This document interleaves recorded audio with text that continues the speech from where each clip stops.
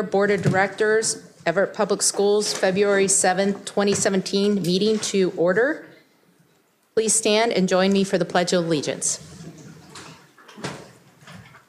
Pledge allegiance to the flag of the United States of America and to the republic for which it stands, one nation, under God, indivisible, with liberty and justice for all.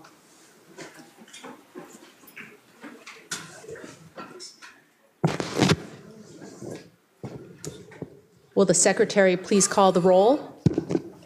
Carol Andrews. Present. Pamela Sane. Present. Caroline Mason. Present. Tracy Mitchell. Present. Ted Wenta. Amy Carrillo. Druvik Parikh. So we've heard from Director Wenta and our student representative from Jackson that they will both be a little bit late to the meeting. Okay, our first item of business is the adoption of the agenda. Dr. Cohn, will you please introduce our agenda this evening? I'd be happy to. Consistent with the plans established at your 2016 summer planning workshop, tonight's agenda contains several elements related to both the district's strategic plan and the board's annual goals. There's a segment this evening for routine business, several recognition items, a segment for strategic progress reporting, a segment for information items, a segment for new business, a segment for upcoming agenda items, and a segment for board comments. Since publishing the agenda, the following items have been updated. 8.1, the superintendent's report will be updated during the meeting as is customary for regular meetings. Items 10.2, legislative update, and 10.3, budget development update, were amended to add presentations which were uploaded earlier today. In addition, I would like your permission to add an item to the consent agenda which will amend the school year calendar as a result of the snow day yesterday. You've done this once. It is essentially a repeat with a slight adjustment, adding the day at the end of the year. So if you please, then we would adjust the agenda to include one additional item on the consent agenda. Of course, the board may elect to change the order of business by a majority vote of the members. This is not the point at which you determine whether or not to remove items from the consent agenda. In all other respects, the agenda is as it was published to you, and we ask your approval of it. Moved. Okay. Is there a motion to accept the amendments to the agenda? So moved. Second. Okay.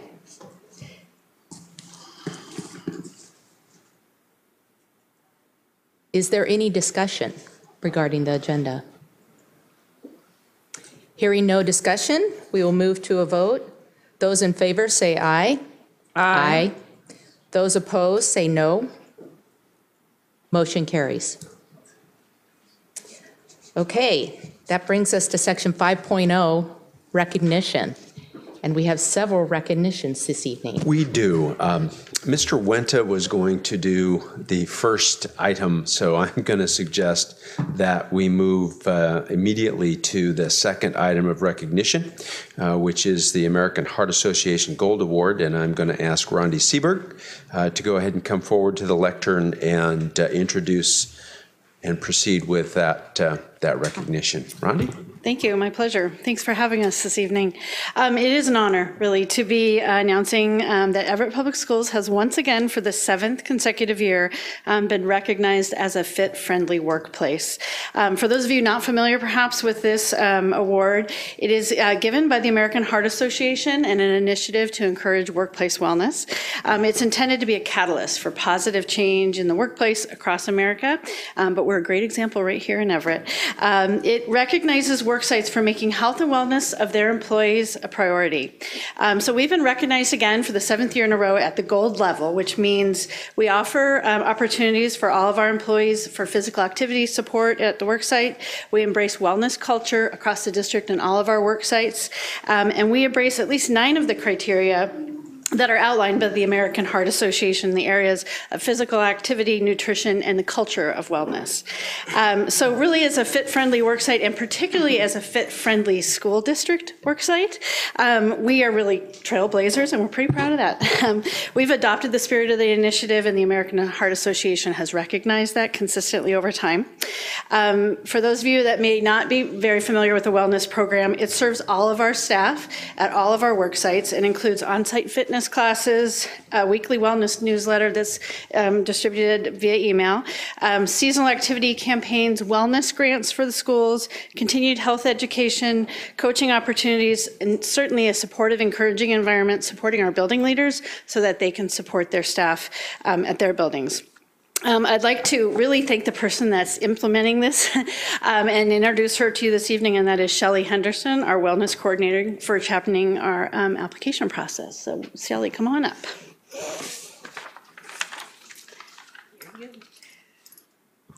Thank you. I'll be really brief. So I just wanted to thank the board for this honorable distinction. And like my predecessors, I'm honored to be part of such a wonderful group and to be able to play a role in helping others to obtain and reach their ideal healthy lifestyle. I've been a part of wellness since before wellness was cool. And so I'm really honored that the district is taking time out to recognize this award that we've received. And I'm looking forward to the future as well. So there's a lot of great things to come as well. So thank you all very much.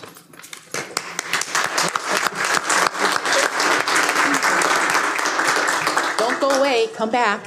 I don't know how this goes. You know us, we like pictures and certificates, so we're going to get a picture with the board. Okay. I'll say congratulations and thank you. Okay, thank you.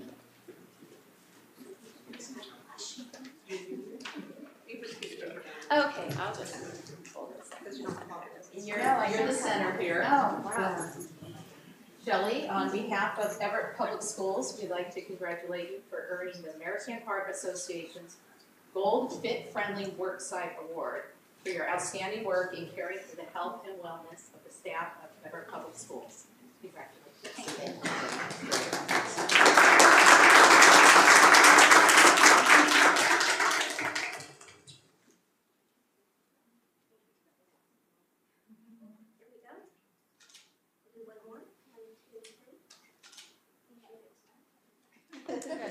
Thank you so much. Congratulations. Thank you.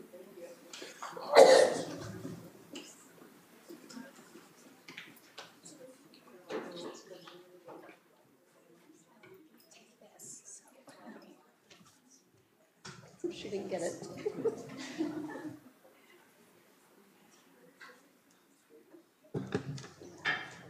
Item number 3, which will be your second item on the consent agenda, is recognition of the Parent Leadership Training Institute. And I'm going to ask Sally Lancaster to come to the lectern and introduce and conduct this recognition with you.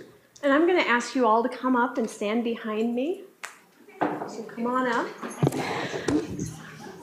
I am very proud to recognize and introduce the very first graduating class of the Parent Leadership Training Institute that was hosted at Everett Community College. I'd particularly like to thank Addie Simmons and Kathy Liu Scott for their leadership with this group. This weekend, this group traveled to Olympia, to the Capitol building where they had their graduation ceremonies. While the group is not formally a part of the district, we have 10 parents and an employee who have had, that are part of this group, of the 25 graduates. Each graduate is required to complete a leadership project. Many of these projects directly benefit our district. They include Spanish enrichment classes at elementary schools, natural leader development, a holiday toy drive, and parent education around academics, learning disabilities, and health issues, as well as early learning initiatives. Our district and our community will be better off because of the skills these parents have learned that will help them increase their civic engagement. As part of the leadership training, Franco Patino requested to speak to the board. So please join me in welcoming Franco as he shares his public comments as part of his leadership training. Franco. Well, It's a really honor for us to be in front of the Everett Public School meeting. We are really excited of the opportunity that you provide us tonight. And I would like to just mention a couple things based on what we have before. I am Franco Alejandro Patino, and I'm basically a graduated from the Parent Leadership Training Institute at Everett Community College. The Parent Leadership Training Institute at Everett Community College is like an 11 engaged weeks that we have in civic engagement, and our goal is to have parents and community members active participate in our communities. That's what we want. We focus on civil matters, public education, and youth development. But we won't be able to have the program without the help of the Washington State the Washington State Family and Community Engagement Trust, and in partnership with the Everett Community College. So we really want to thank them for their support. Eddie Simmons, who is our president, is here, and we really appreciate all the work that they have been completed. This program is created at the Connecticut State, and right now it's in 17 states, and it has helping different families for over 20 years. And we are the first promotion in the state of Washington. This is like a great news because we just are part of the pilot of the program, but we want to continue with the program. So the inscriptions, the good news that we have is that the inscriptions will be open next week at the Everett website of the Everett Community College website. Everyone, can apply and participate. But we want to make sure that people understand that this program is not going to fit for everyone. We want a diverse group. We want people that really represent who we are, especially here in Everett. And we want to make sure that diversity is going to be the main focus of that. This class that I was part of, we were 22 leaders from Everett, Edmonds, Shoreline, Mulkiteo, Snohomish, and North Shore school districts. The great news that I have is, as they mentioned before, 10 of the projects were developed by the Everett. So that was a great value of that. And I would like to take a moment to do some recognition to my peers who are here. So for education projects, we have Nadia Carriero, Yuri Jensen, Fateni, Rosario, and Kika. And for health and special needs, we have Marian Salazar, Marilu Garcia, Corinne Kirsten, and for early learning, we have Elsa Prieto and Sandra Carrera. They are just like examples of what we're capable to do it. So we really appreciate the opportunity that the community is giving us. I don't know if you have any questions. I don't think so, but we'd love to get a picture with all Okay. of you. So come on up, please.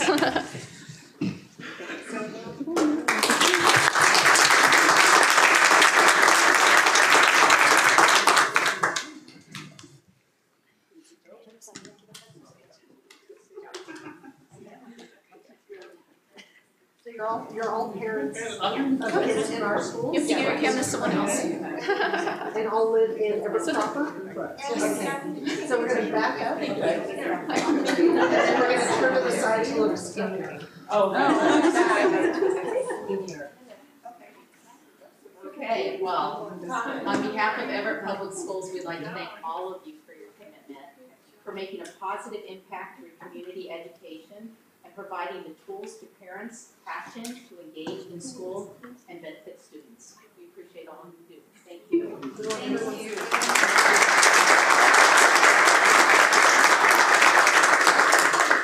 So we have a little room behind you, so go ahead and take one step back. You can be kind of on the long curve. Make sure there's nobody behind you. You're kind of between. There you go. I can stand in the back. The rest can be in front of you. Take one step back. This way, show her how we do the shoulder. This way. And there we go. Do 1, 2, 3, and we'll do one more for good measure. 1, 2, 3. Thank you.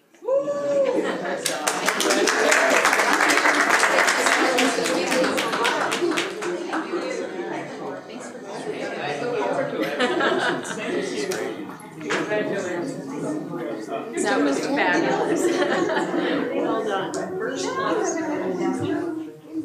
Thank you.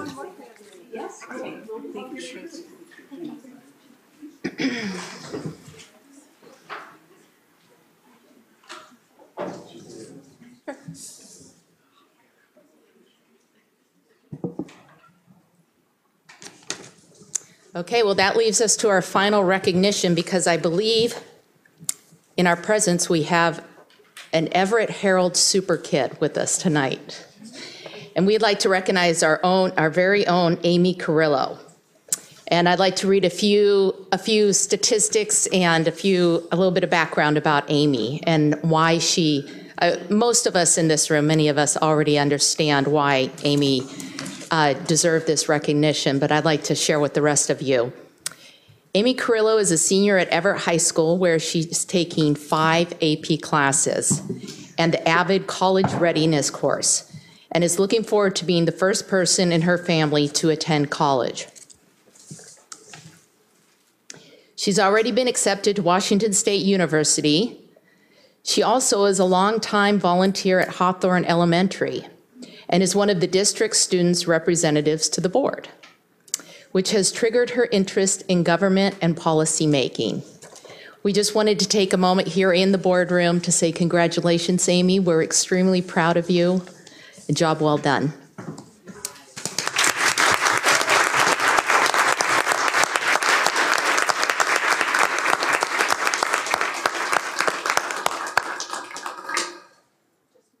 Oh, well, I'm sorry I missed that, Amy. Do we want to get a picture with Amy? Yes, absolutely.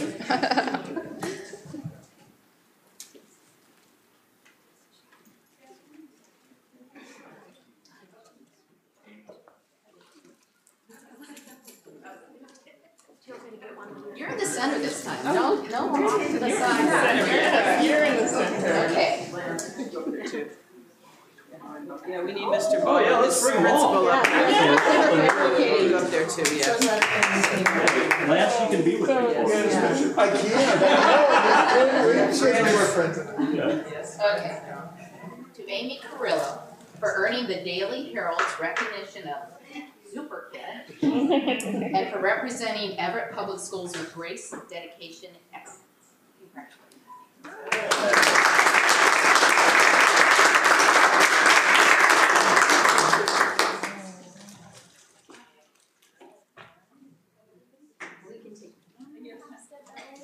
Great. Okay, here we go on the count of 3. 1, 2, 3. We'll do one more. 1, 2, 3.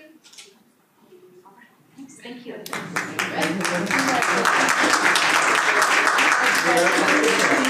That's good upbringing. That's good upbringing. I was right voice. Yeah, and I saw sister, huh? Super sister. Yeah. So as soon as Amy's ready, she can take us all to the back of the room where the cake is in honor of all of our recognitions this evening. Vice President Mason for presiding while I was tardy to the meeting. Thank you for stepping in. Appreciate that. Always happy to do so. Yes, and probably does a much better job, so. Agreeing. We're now at section 6.0, the public comments of the board meeting. The board specifically sets aside 2 times during the regular board meetings to hear from our constituents. We do this because we value your public input and we want to hear and understand the perspectives that you bring to the table. Dr. Cohn, are there any requests for comments during this first public comment time slot? There are none. All right, we will then proceed to the consent agenda. And Dr. Cohn, will you please introduce the agenda? I'd be happy to. The board's consent agenda includes repetitive business items. These include, for example, meeting minutes, personnel actions, expense vouchers, and recurring contracts. Sometimes the consent agenda will include items that occur less frequently, but are of a routine business nature. The less frequently occurring consent agenda items are usually reviewed by the board in its Friday report, 1 or more weeks before the board meeting when those items are scheduled to appear on the consent agenda. This gives directors time to ask staff questions about those items or to consider discussion about the policy implication of a particular item. If a consent agenda item is removed by the concurrence of 2 directors, then that item is placed in new business and the remaining items are automatically renumbered. The board votes on the consent agenda in a single motion.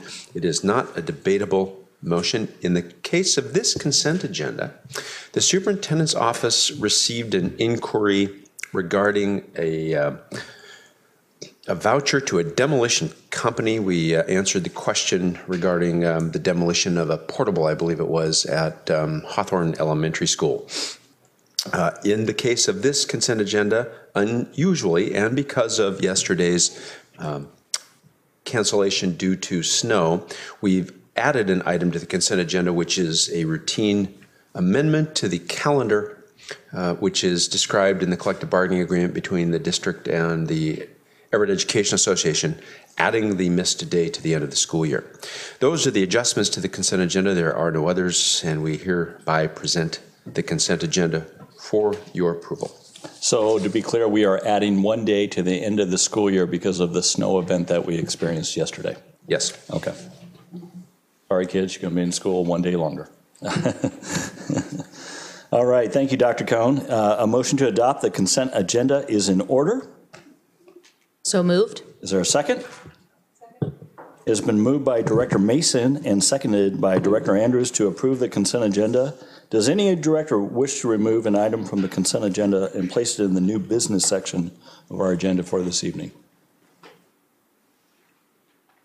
Hearing no requests, we will proceed to the vote. All those in favor say aye. Aye. Those opposed say nay. Motion carries. Thank you. We're now at section 8.0, the superintendent report. Dr. Cohn. Thank you very much. Tonight's report includes just a quick mention of some agenda highlights, a few pieces of good news, some general updates, and a quick construction update, a little report of some visits, and then a quick look at what's ahead. The header slide tonight for the superintendent's report is a picture of the Cascade High School cheer team. We want to congratulate them for placing second at the state championships. Tonight's agenda highlights include several celebrations. You were able to recognize Shelley Henderson for her wellness work and for the district's recognition as a fit-friendly work site for the 7th year in a row. Amy Carrillo for being named a super kid by the Daily Herald, and parent graduates of the Parent Learning Training Institute.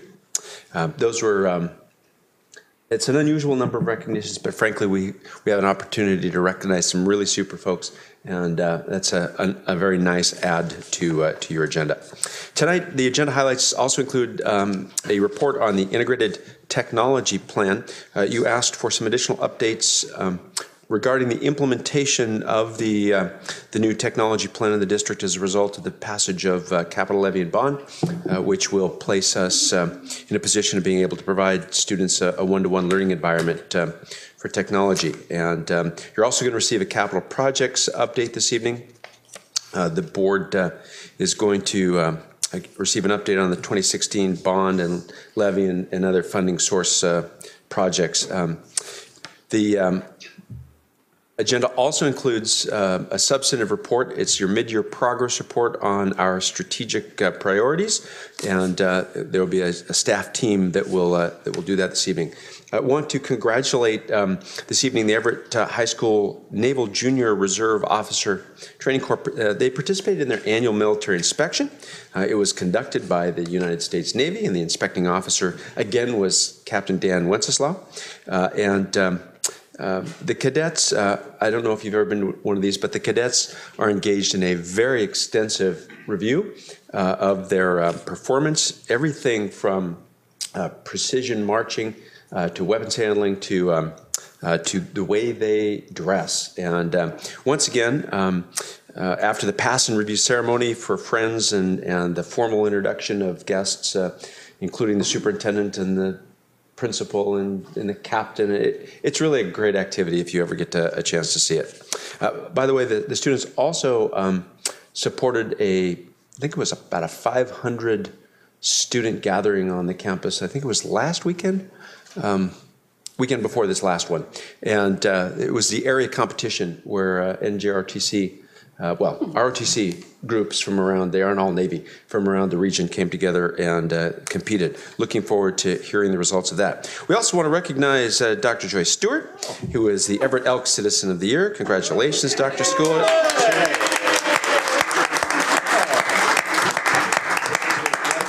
For her continued commitment to students, families, and the greater Everett community. And the Elks wanted us to know they consider Dr. Stewart an inspiration and that she truly exemplifies making a difference to better the lives of all kids in our community. So congratulations, Joyce. I think it's a very nice picture. The cake was for you too, but I couldn't tell you at the time we had the cake. We also want to recognize Crady Moen, who was sponsored by Representative Mike Sells and is serving as a page in the House of Representatives. There is a lot to being a page. I don't know if you know it, but they go through an entire education process. They perform a wide variety of responsibilities, and you'll have a chance to meet a number of them when we're on the campus down there. They present flags, they distribute amendments on the House floor. They really do contribute to the effective operation of the legislature. They also receive daily civics instruction. They draft their own bills. That was news to me. I got to find out how that works. And they participate in mock committee hearings as part of their learning activity. We just added actually this slide this morning. We had another one of our technology training activities. Staff of Garfield, Lowell, Monroe Elementary Schools that were involved in today's training. It's the third of this series of trainings by Eduro Learning. You have been trained by some of their staff as well, and you've seen them at some of our conferences. The previous trainings in which staff were engaged involves folks from Everett and Sequoia High Schools. You will be hearing more about this as we continue during the course of this year. District staff reviewed ed specs for Elementary 18 and North Middle School modernization, submitted comments to the architect's schematic design documents for number 18 have been received from the architect and are currently under review by district staff. The project design work, of course, is iterative. It has a lot of cycles to it, a lot of parts, and it's going to be continued over the next several weeks, and we will be bringing you more updates as we're ready. This was a very busy month. Last month, this is actually January, very busy month for school visits, partially because of the saucers, partially because of recognitions of achievement by the schools. We've had I think 2 waffle breakfasts at this point, and we have, I think, 2 or 3 more to go. And we had Governor Inslee in the district kicking off his education tour. So a lot of activity at elementary schools and middle schools and the high schools. I've had an opportunity to attend a variety of events in addition to the NJROTC activities, some wrestling, a breakfast, a wonderful breakfast at Sequoia, and the 7th grade expo at one of our middle schools at Eisenhower, actually, and then a couple of events at Evergreen, including the Allied event sponsored by the NAACP, which was, I believe, a week ago Saturday. Large turnout at that event. So schools definitely being used extensively by folks in the community. A variety of community visits over the last month, and I wanted to provide a list of them for you. I think probably most of these you've heard me talk about at some point or another. Been working a little bit with the folks at Archbishop Murphy and to expand our relationship with them and introduce them to the county superintendent's meeting process. We've had an opportunity to meet with executives from National Express. Their leadership is changing as their CEO retires, and we got to meet the new CEO and a number of their executives as they were touring the area. Had an opportunity to sit down with the Imagine Learning representative for our area. I think you saw a mid-year report on the extent to which we are continuing to make super use of Imagine Learning. And I think, Sally, you took me to one of our school visits. I think it was Monroe in the morning, where we got to spend about a half an hour with kids who come to Monroe prior to the start of the school day to receive support in using Imagine Learning on their English language skills. A couple of you, actually, I think 3 of you, had an opportunity to attend the Everett Mayor's State of the City address. We've had an opportunity to meet with a number of business leaders in the community. We received a visit from an OSPI staff member, and then received word of our receipt of an OSPI Lighthouse grant for our STEM project. It's a district-wide grant, as I recall, and you'll be receiving some more information about that. I asked some folks to come visit with us to learn a little bit about a project called Say Yes to Education. It is a community-wide, well, there is a foundation in the east, on the eastern half of the United States, that was funded to be able to help communities develop community-wide, essentially, foundation is not the right word, although it is, community-wide endowments to help kids be successful in school and transition to and go to higher education. It's similar to those Promise Scholarship opportunities that you've heard about. I invited a number of folks to come in and listen to a presentation about that, and it may be that that sort of a thing catches fire at some point in the future. I was able to attend weekend before last a service, I guess it'd be fair to say a service at the Second Baptist Church. It's my understanding from talking with NAACP leadership, there are 4 predominantly African American churches in the community, and at this point my rate of visit is 50%. I intend to be 100% before the year's out. If not, I'll still be at least 75, I'm sure. We're working to develop networks of parents within a number of our subgroups in order to help us maintain and increase our graduation rates, particularly among kids of color. So that's what that activity was about. I think there's actually a whole nother slide here on community visits. Like I said, it was a little bit busy. Several United Way activities, a number of visits with folks from University of Washington, had a chance to meet with the dean and assistant dean, get a chance to meet with the vice dean of the College of the new College of Medicine at Washington State University. That's part of our project, our Allied Health Medical Pathways project. So between the United Way and the YMCA and the University of Washington and Washington State University, keeping the superintendent very busy with respect to community visits.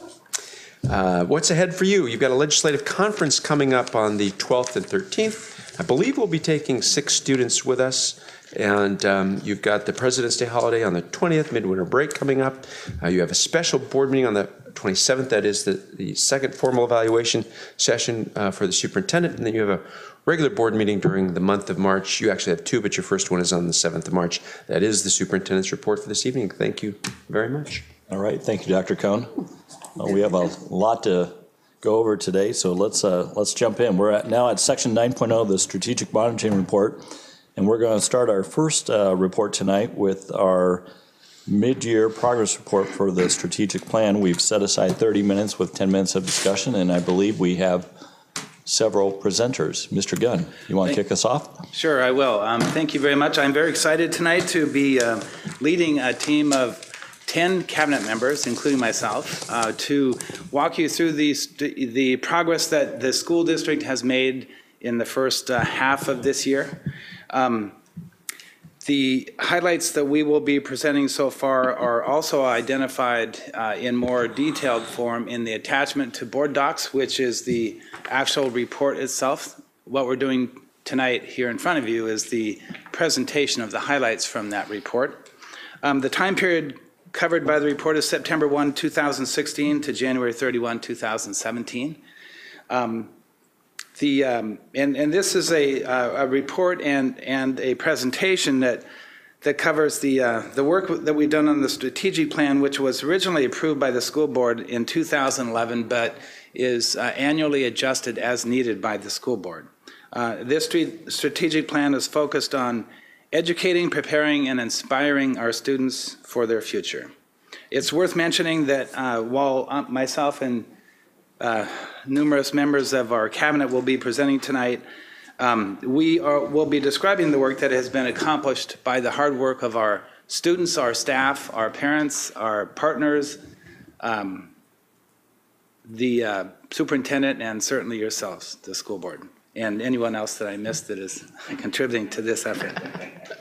All right, with that, this is one thing that you'll notice, I'm sure you'll notice throughout the presentation, and you've probably seen it a lot on our website and even in this building, is that we're using, in my opinion anyway, a lot more graphic ways of describing the work that we do and how various concepts are related. This one graphic here shows the monitoring component of the board's work. You establish the ends and you monitor the means. This is how we help you monitor the means. We use board docs to track agenda items, and we do regular reports to the school board, and then we do a mid-year and end-of-year progress report where we summarize all that and present it to you. As usual, we have the strategic links identified, just to be clear that our presentations are aligned with our strategic plan. And then an overview is that we'll cover briefly, I will cover the long range, and which is basically about a 5-year planning cycle, and then a 12-month planning horizon. And then the cabinet members, along with, I'll come back up at a certain point and we'll tell the stories about the work that we're doing in our 5 strategic priority areas, and then we'll summarize and walk you through some next steps. So this graphic here is the 60-month planning horizon. The work to the right of the 2016-17 is really, I would describe that as we have been working on this 5-year plan. And it's had various names over time. At one point it was called the 60-month plan. Now it's called the 5-year plan. So we're really working on what's going to come up over the next 5 years in our actions. And then in the past, I would just say that this is probably best represented by the reports and the work that we've done over time. And then this is our 12-month planning horizon. The strategic plan really guides and provides the alignment for all the work that we do, including your own goals and annual meeting plan, the superintendent performance goals, and then carried down below the dash line, which is really where the operational and tactical work of the district occurs, the annual operating plan, which is the 1-year, 12-month plan that we have developed and used to implement the strategic plan, and then ultimately the work plans at the school and department level. Schools have school improvement plans, and then the departments have their annual work plans. So that's kind of, I hope, a good overview of the structure of the work that we do. Now I would like to ask our Deputy Superintendent, Dr. Joyce Stewart, to lead us off with the first and foremost strategic priority area, Section 1, Teaching and Learning. Thank you, Mr. Gunn. So you know that the very first strategic goal is that each student will graduate from high school ready for college and career, or ready for college and career with 21st century skills. So when you take a look at that, tonight you're going to see a group of us is just really going to focus on new and impactful work. So we're not going to be reviewing a lot of the work that we've talked to you about before. So when you look at that first bullet, it says strengthening OTG monitoring systems, and you're probably saying, what does that mean? So all of our high school principals have a huge master cohort spreadsheet. And we found over the last 2 years that when looking at kids who are just leaving our schools, it's really hard looking at that big spreadsheet to really zero in and say, who are these kids? When is this happening? So what we did this year is we said each month, on the first of the month, each high school principal will get an at-a-glance, just one pager that shows the students from 2016 now all the way to 2020 who have left our school for various reasons. So just like yesterday, it went out to all the principals, and you can see as a result of monitoring this at a glance, if you look to the corner there, you will see we have 70 fewer dropout rates to the same time as last year. Now that varies. That went out yesterday and it was at 42, so it goes up and it goes down, but you can see it's made a significant difference by just having these principals look at this and right away looking which kids are there and then working together. Much of the reduction can be attributed to re-engaging students by completing home visits, and I think you've heard that during our high school saucers. And that leads us to the second bullet, and that's implementing OTG social emotional meetings. So as I've said in the past, we've learned from these OTG meetings that in almost all cases, if our kids come to school, we can get them to graduation.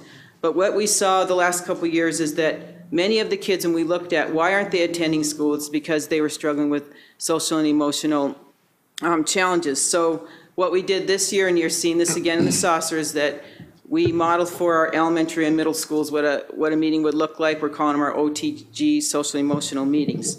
So this is a picture of Sequoia High School's team reviewing their students, just focusing on social and emotional struggles. And that has been a struggle for our school teams because they want to go to the academics. So another new and piece of impactful work is our re-engagement program. This is a program for students who have been removed from our schools for significant disciplinary reasons. And we provide students an opportunity to receive educational services, and we're really proactive as far as maintaining regular contact with these students. So Carmen Boggs, who is an assistant principal at Evergreen Middle School, meets 2 days a week at the athletic buildings with the students, and we design a specialized program for them. And then, again, like I said, she continues to monitor their progress and stays in contact with their parents. This is new. We launched this last year, but this is new work that we've started at meeting at the athletics building. So our professional development plan is divided into 2 sections. We have one section that really talks about what are the district priorities, and then we have the other section that consists of what's maintenance, what's work that we continually do every single year. So what you're looking at here is that in addition to the schools who are receiving integrated technology training, also our administrators receive the same training. Jeff Utek launched that training with them last spring. And now you can see they went out and they did learning walks, and it was focused on the SAMR. So what an example of this was when we were at one of our middle schools, Jeff talked about blended learning. So the teacher really taught the kids about strategies to use when giving feedback on essays.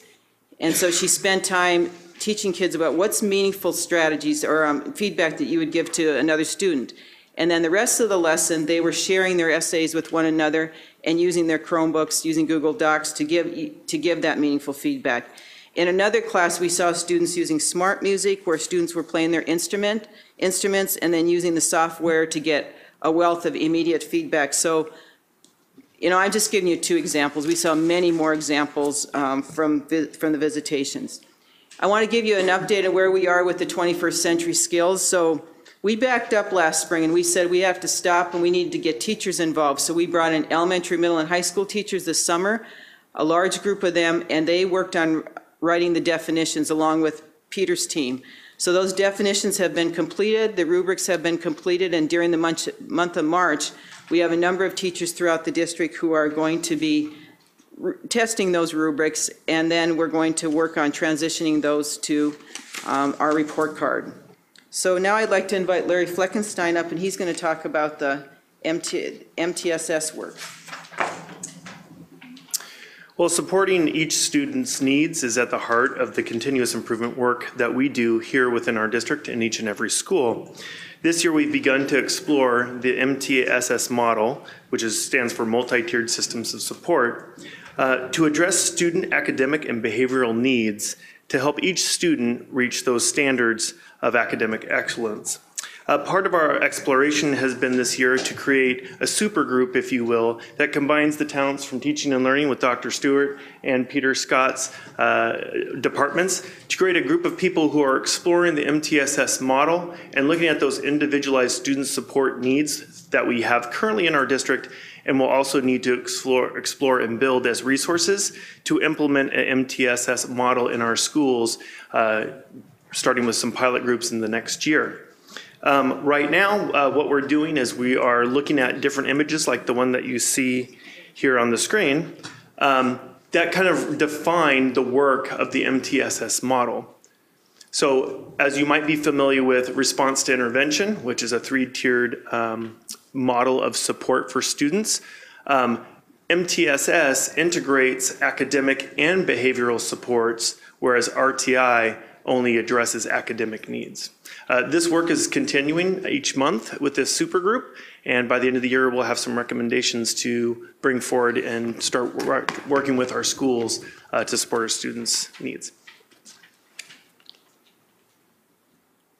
So this picture shows teachers, and you saw it earlier this evening, engaged in one of their 4 trainings with Jeff Utek and his team, and the topics are, his first session was on SAMR, the next session was basically on talking about making sure that teachers have access to the variety of resources that are out there for them. Today was on classroom management, just not assuming that teachers know what to do once all these kids have their devices, and then there's one on digital citizenship that's combined with, and the last one is taking a look at their current units and what we call looking at those units through the SAMR lens. So next year, you can see the current schools involved this year. Next year, we have invited Whittier, Cedarwood, and Jackson Elementary Schools to participate, along with Cascade and Jackson High School. So there will be many teachers engaged in professional development for next year. I just wanted to show what's new on this slide. What you didn't see when we were showing you the summer reading results in October is you did not see the DRA results. So I included that this month or in this report, and look at the progress these kids, when we talked about the summer slide, look at the green, the percent of students level that increased or even those that maintained. So here's an example of the summer reading challenge really showing how it's making a difference in the students who participated. These are just students who participated in our summer reading challenge, and you will also see growth with the students who attended our summer school programs last year at all of our Title I schools. So now I'd like to invite Brian Beckley to the lectern. Good evening. The Learning Information Technology Services team, in partnership with district leadership and our students and staff from around the district, are excited about the integrated technology plan that spanning over the next 6 years. We're going to go into more detail with you in the next presentation, providing you some updates. But I just want to note, for the strategic plan, it really guides our work. It's the foundation of our work, and there covers the 6 goal areas you see listed there, guiding our work over the next 6 years. Currently, the plan is in our department folder on the district website. It's very rich in its content and information, and we're excited for the opportunity to kind of dig a little bit deeper in our next presentation about the current progress of it, but really guides the work on inspiration, innovation, and information, which is this part of the strategic plan. A couple of highlights we wanted to touch base on, and you've heard referenced, that are celebrations and a great measure of where we're at in the strategic plan with the implementation of the integrated tech plan is the deployment of the 1,500 devices to our instructional staff. We did that at the beginning of the school year, and then we followed up with on-site PD training at each of those sites. So the teachers using these devices had a clear understanding of how to use the devices, gave them a little bit of time with those, and then followed up with some further professional development. We are working with Everett High School, Sequoia High School, Lowell, Monroe, Garfield, with the Jeff Utek training, and you can see that in some of the other highlights, some of the information that is also a celebration about the integration of technology. You see, if you look at the pie of the total instructional staff and what we've are engaged in training over the span of 6 years, we'll eventually have touched base with really digging deeper and summarizing and transforming education in the classroom and efficiencies across the district. I will also note in the integrated technology plan, the exciting part about it is that it's both operational and instructional. It's about efficiencies, but it's also about impacting instruction in the classroom. The next 2 slides really highlight our use as we transform sort of into a cloud environment for our staff and students. The first slide, we've lived in the Google environment in the cloud since 2009. This is an update on sort of where you see the Google Drive storage for staff and students. It's continued to steady progress, almost a terabyte and a half of storage currently being used. Our staff and our students are doing a lot in the cloud, really illustrating not only their storage of items, but also using it as a collaborative learning environment to increase efficiency. You see a really dramatic increase here with our Office 365 and our OneDrive storage. It really spikes in November, and that a large part has to do with professional development. As we dug deeper into the integrated technology training with staff, and as we spent time in the schools, you can see a comfort level with our instructional staff about collaborating in the cloud, storing in the cloud. They do a lot with our Office suite of products, as you can tell, and so that really spiked rather dramatically at the beginning of the school year. I will also just point out the difference between these two is this slide just illustrates this is only staff. And next year, you're going to see the students in this environment as well. So this really gives us some good indication of what we need to be ready for as we move towards next year with the students as also end users. The next two slides are, the first is illustration of new software in terms of innovation and information. We really made a goal of trying to be more efficient and more supportive of our staff from across the district. So our help desk and our learning management services team both use the ServiceNow product. This slide illustrates the progress made with the help desk side, which is under the direction of Scott Jenkins, who is behind me, and you'll hear from later. But this is to track end user service requests. It's more flexibility to update our system for specific needs.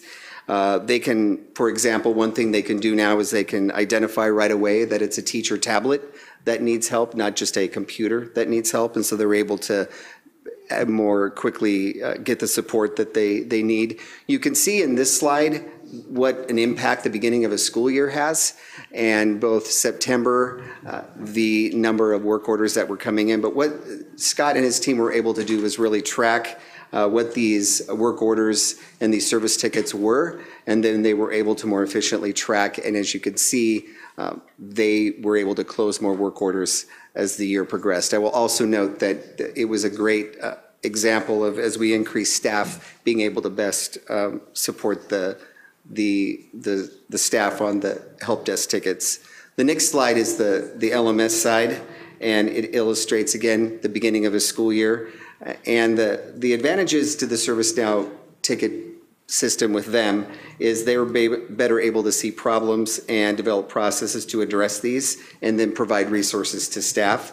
They're better able to analyze and cross-train within their department, and so that's why you can see sort of the flip as they became more efficient to closing more orders than were opened, and being more supportive for their end user. So a real celebration there. So I don't believe, yes, Leanna was not able, so I'm going to speak for Leanna. So she wants to provide you an update on 2.2C, the communication engagement. Some highlights of their work to date: they developed and implemented this year's communication plan. The superintendent community conversations with parents are underway. Conversation with Latina Hispanic families happened in November, and additional conversations will be happening this spring. A special board meeting in November provided the board with an opportunity to review communication and engagement needs relating to district enrollment growth, long-term solutions, and planning for future growth through a potential future bond measure. Additionally, the Assistant Executive Director for Government Relations from WASA provided an update on the 2017 legislative session, and the board has developed a legislative priorities for use at the WASDA, WASA, and WASBO Day on the Hill. Some key upcoming board dates are the Technology Night for Parents and Students on February 16th. The high school capacity analysis currently scheduled for March 30th at Jackson High School. And now I'd like to turn it back over to Dr. Joyce Stewart at the podium. Is that correct? Okay. So this part of the report's focused on people, structure, and systems. So each summer we provide training for our principals and provide tools to assist their teachers in working more efficiently and effectively during their Learning Improvement Fridays. So you'll see in the saucers that they are reporting out a common tool that all the principals got together and created this summer, and it's focused on the continuous improvement model. So look for in the saucers where it says District Improvement Fridays, and you'll see that it is totally created based on the 8 steps. So professional development. So we have a very large professional development council, and it represents all of our employee groups. So like in the past, we had a survey, and you can see the survey results on the right there, and they represent the voices from all the different employee groups. So based on the feedback, we intentionally plan learning sessions. And here is an example of one that was held just last Monday based on the custodians, trades, and maintenance workers' feedback. So you can see they were interested in more technology sessions, they were interested in wellness, they were interested in customer service. So again, we planned their day last Monday based on their feedback. It's been a goal for us to really increase professional development for our classified staff. So you can see one new area, again, like I said, this is new work, is that we are providing professional development for emergency substitutes. The teaching and learning department's been partnering with human resources, and so as soon as we get emergency substitutes in, we had people come and give them lessons on some of the challenges that they may face in classrooms, but also some of the need to know work that they will be facing when they enter one of our classrooms. So you can see a number of different topics. And at this time, I'd like to invite Dr. Lancaster to the lectern. Okay, so planning has already begun for our August 4-day new certificated staff induction. Our goal is to provide greater structure and coherence to this 4-day orientation. So we've expanded our planning committee to 16 staff members across multiple departments, and this committee is already meeting to help us seamlessly integrate the experience so that teachers walk away with the tools necessary to help each student succeed and a firm understanding of the Everett way, and to feel like they're a part of the Everett team so that they stay with us for many years. We also, no matter how early we hire, we still have staff members who join us after our orientation. So on February 6th, we finished our first mid-year orientation for certificated staff. The training provided professional development on high leverage strategies, as well as an opportunity to address the questions any staff members may have, and it was very well received. Next year, we will host a new hire orientation in October and February to make sure that no matter when new staff members join us, that they feel like they're welcomed and supported by our district. Planning is also underway for the new administrator induction in July. This is affectionately known as the bus trip. This induction provides a way for our new administrators to learn about the district and to get equipped to lead with the tools that they need for success. Participants from last year's trip are being interviewed so they can provide direct feedback on what worked and identify any areas that may need enhancing, so we, in that spirit of continuous improvement, so we can improve for the trip in July. Additionally, we survey all staff members at the beginning of the year, the newly hired staff members, and say, what kind of professional development and training do you anticipate needing this year? Lorraine Marks and Lois Craig take that information and they build a professional development calendar. Those professional development classes are offered to our new staff members, as well as any additional tenured staff. So it's really targeted professional development that's just in time. Now Debbie Kovac's going to talk about classified. We're going to kind of go back and forth a little bit here. We hold classified orientations monthly. 2 years ago, we thought we might try to have a cost savings opportunity and provide it online, but as you can see, we didn't have a lot of attendance. So we went back to reinstating it once a month, and we started in October of 2015, and then it's been regular throughout, except for December when it's a short month. We also offer orientations for our substitutes on a monthly basis as well.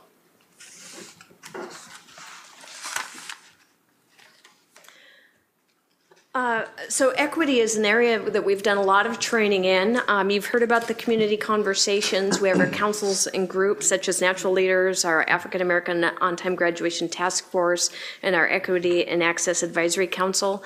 Additionally, you guys had training from Heidi Schillinger at your board workshop in August. Heidi has been very busy in our district, and she has trained nearly 500 staff members in our district to date with multiple trainings, both at targeted schools, and she's part of that calendar, professional development calendar I showed you earlier. Another strategy we're using is embedding equity concepts into every single one of our leveled principals meetings, and making that a continuous part of our work. We've had targeted training with the superintendent's cabinet and our maintenance team as well. And then we are working to increase our student engagement opportunities, such as the board LGBTQ panel discussion you had earlier, and helping recruit students for our African American students to the youth development program. And here's the new employee data. We've made small strides in both the certificate and classified staff hirings. We did dip a little bit in our administrator hires, and really the number is small. So over the last 3 years, we've added certificated staff who have self-identified, but we've also added for the total. So the number just goes down. And classified, no changes in the hires, but again, we added more staff. So we're making small incremental steps forward. And then we continue our retention and recruitment efforts with our Staff of Color community events. They are gaining momentum. We'll have another one coming up in May, and we'll continue to offer those in the fall and the spring.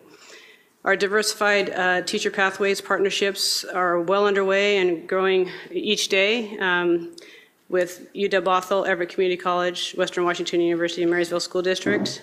The ECM grant is currently in the planning stages and will be hosting an institute here shortly, and we'll share more in June about that.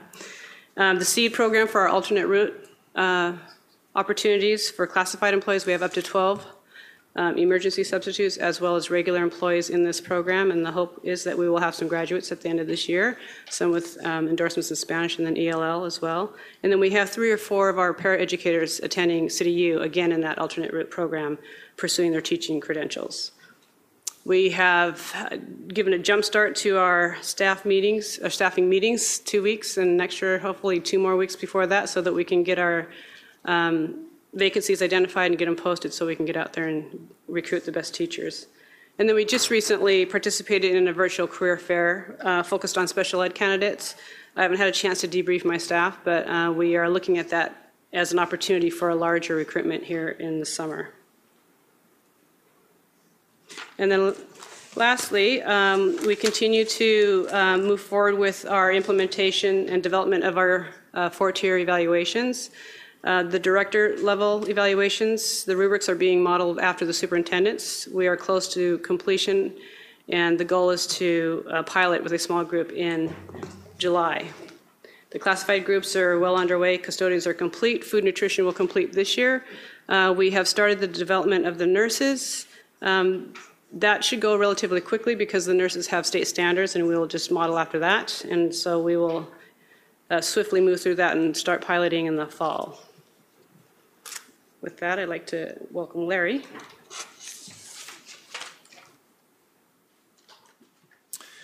Student safety is our top priority, and safety begins with planning and practice for our emergency events.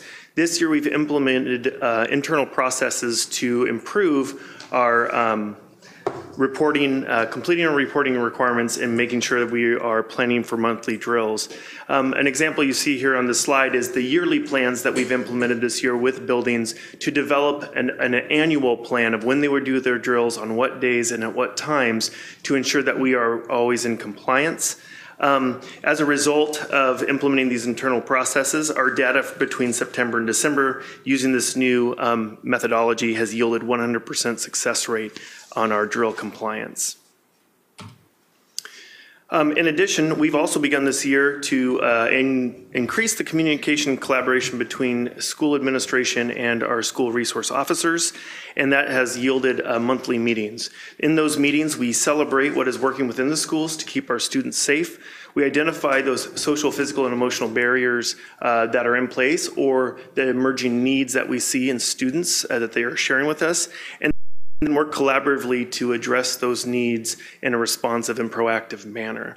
The picture that you see here is one of our new resource officers at Evergreen Middle School and the Evergreen Middle School staff in one of those monthly SRO meetings.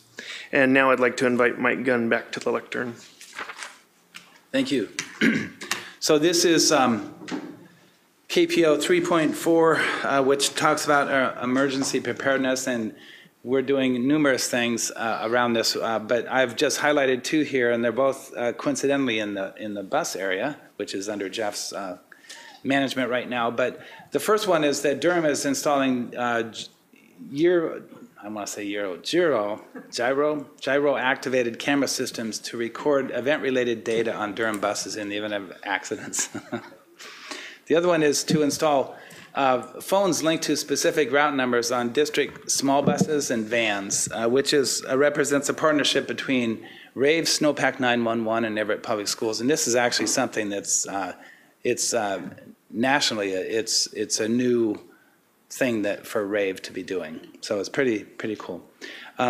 So on to measuring performance and continuous improvement. I mentioned at the beginning of the presentation that you would probably see throughout the presentation and actually in our buildings and various other locations, you'd be seeing evidence of how we're measuring performance through School Dude, for example, for the maintenance department and our community services, ActPoint KPI for a lot of the support service areas, Forecast 5 for the financial areas of the district, and then we're investigating the implementation of a dashboard, and we've mentioned two of the products that are available up there.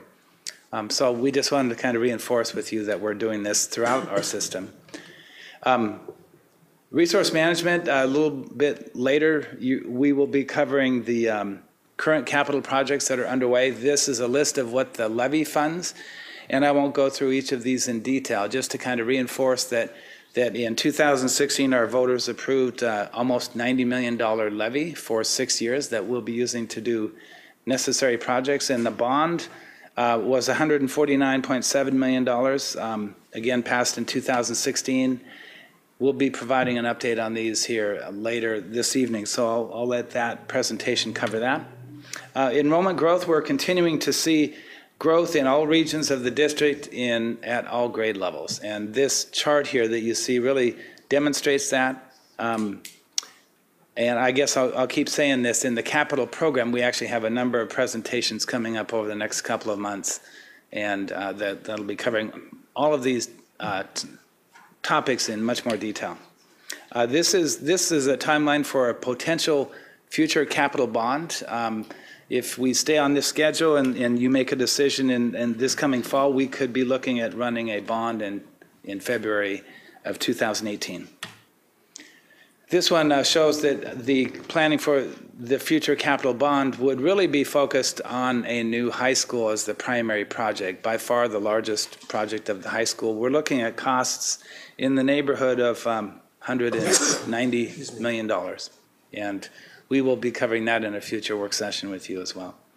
This slide here shows the other projects that may well be considered by you. I know they're being talked about by Cabinet and others as potential inclusions on a bond in the future.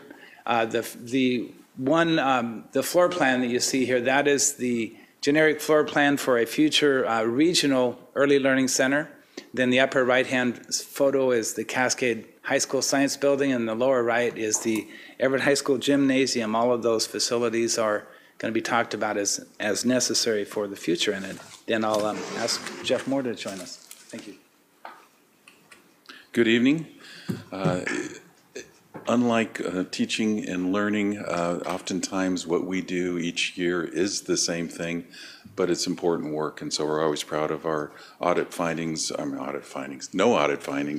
CAFR, but this year in particular, the ability to get a bond rating increase it wasn't a long shot, but it sure was fun, and the effective or statement made from a nationwide agency is really thoughtful, and we're thankful for that. And that's a result of our work, and I know that all of my colleagues have contributed to a long-range plan. We had one some years ago through the tumultuous times. It wasn't as refined, and certainly the contributions of my colleagues have helped that come to fruition. And our focus on managing our fund balance over time is beneficial. I'll talk to you a little bit later about how that helps us for the levy cliff. So with that, I'll introduce Dr. Scott. Thank you, Mr. Moore. Again? Thank you. First time, yeah. So I have the privilege of talking about early learning. It's a great place to start talking about strategic partnerships in this area, particularly with the P3 Leadership Institute, which is made up of teachers, administrators, Snohomish County Health Services, United Way, Everett Community College, Snohomish County ECAP. So these folks are all coming together to strengthen and sharpen those K to K connections, really birth to three, but in particular the preschool to three pipeline. If you look at the play and learn groups, and you all have heard about this in study sessions, the play and learn groups are focusing on early literacy and numeracy. They focus on 4-year-olds who will be in kindergarten next fall. Kids play and learn, and parents and caregivers actually watch and learn. And they look at best practices one Friday a month and take that to scale across the program. Ongoing professional learning opportunities. You've heard of David Madison, early literacy consultant, higher ed partners like UW-Bothell on early literacy and numeracy strategies. So we're coming together around that. You've also heard about Everett Ready, which is an Everett Public Schools Foundation grant-funded program. We're in our second year of implementation, will be this summer. This is about ensuring kindergartners who haven't had access to quality preschool programs that they have an introduction experience or an induction experience to what kindergarten is going to be about, from routines to just getting the lay of the land, really targeting English learners and low-income students as well. It's a gap-closing effort at its heart. Preventative skill-building strategies to make that shift more fluid. Also working with families to kind of demystify what kindergarten is going to be about. Let me back up real quick. We're really looking forward to the. We were one of only 18 districts in the United States to take part in this P3 Institute participation. We were lucky that it was in Seattle. Really deep professional learning. We've taken back a number of things that we've discussed there. As you probably know, our initial planning for the April Community Symposium is scheduled for April 29th, and we're really looking forward to that, going deeper there. And in that particular event, we're really making the case, the biological case, the brain development case for early learning investments, also the economic perspective, the economic return on investment. We're making that case as well, and it's a chance to showcase the great practices that are going on in Everett Public Schools. The participants are going to be able to get into classrooms, much like you did back in October, highlighting again what we think is a compelling case for community investment. Social emotional learning, briefly, we have been a recent recipient of a multi-year grant from the Snohomish County Human Services Department. We're really looking forward to this high-quality PD over 2 years in trauma-informed practices. So this will be held at Cascade and Everett High Schools and Jackson Elementary School. We also have additional family support advocates and therapists from CMAR at several of our, all of our high schools with CMAR mental health therapists and an increasing number of family support advocates.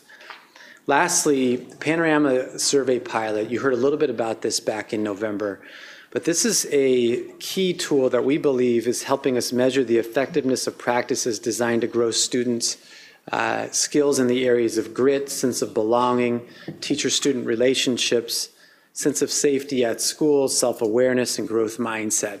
These are things that our current surveys don't necessarily pick up, and we believe this tool to be powerful, particularly when used as a pre and post so that we can measure the effectiveness of our practices. What's really neat is that teachers can collaborate and principals can collaborate with a national network to share best practices about how would you grow grit in a 7th grade classroom? How might you grow a student's self-awareness or sense of belonging in a school? So we're really proud of that work, and it's emerging work, and it's moving. We're adding some additional schools this winter and spring because the demand is there. So with that, I'm going to pass it off to Dana.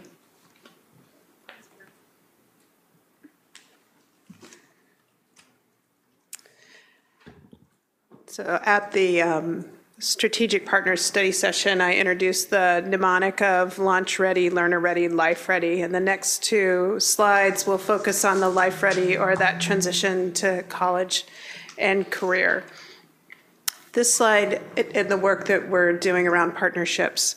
This slide depicts our work around career-connected learning.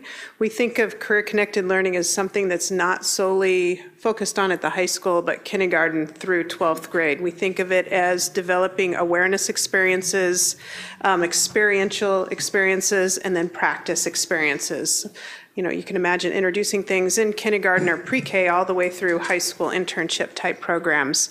We received a $90,000 award from the Boeing Company to work over 2 years to set this infrastructure up, kindergarten through 12th grade and across the school district.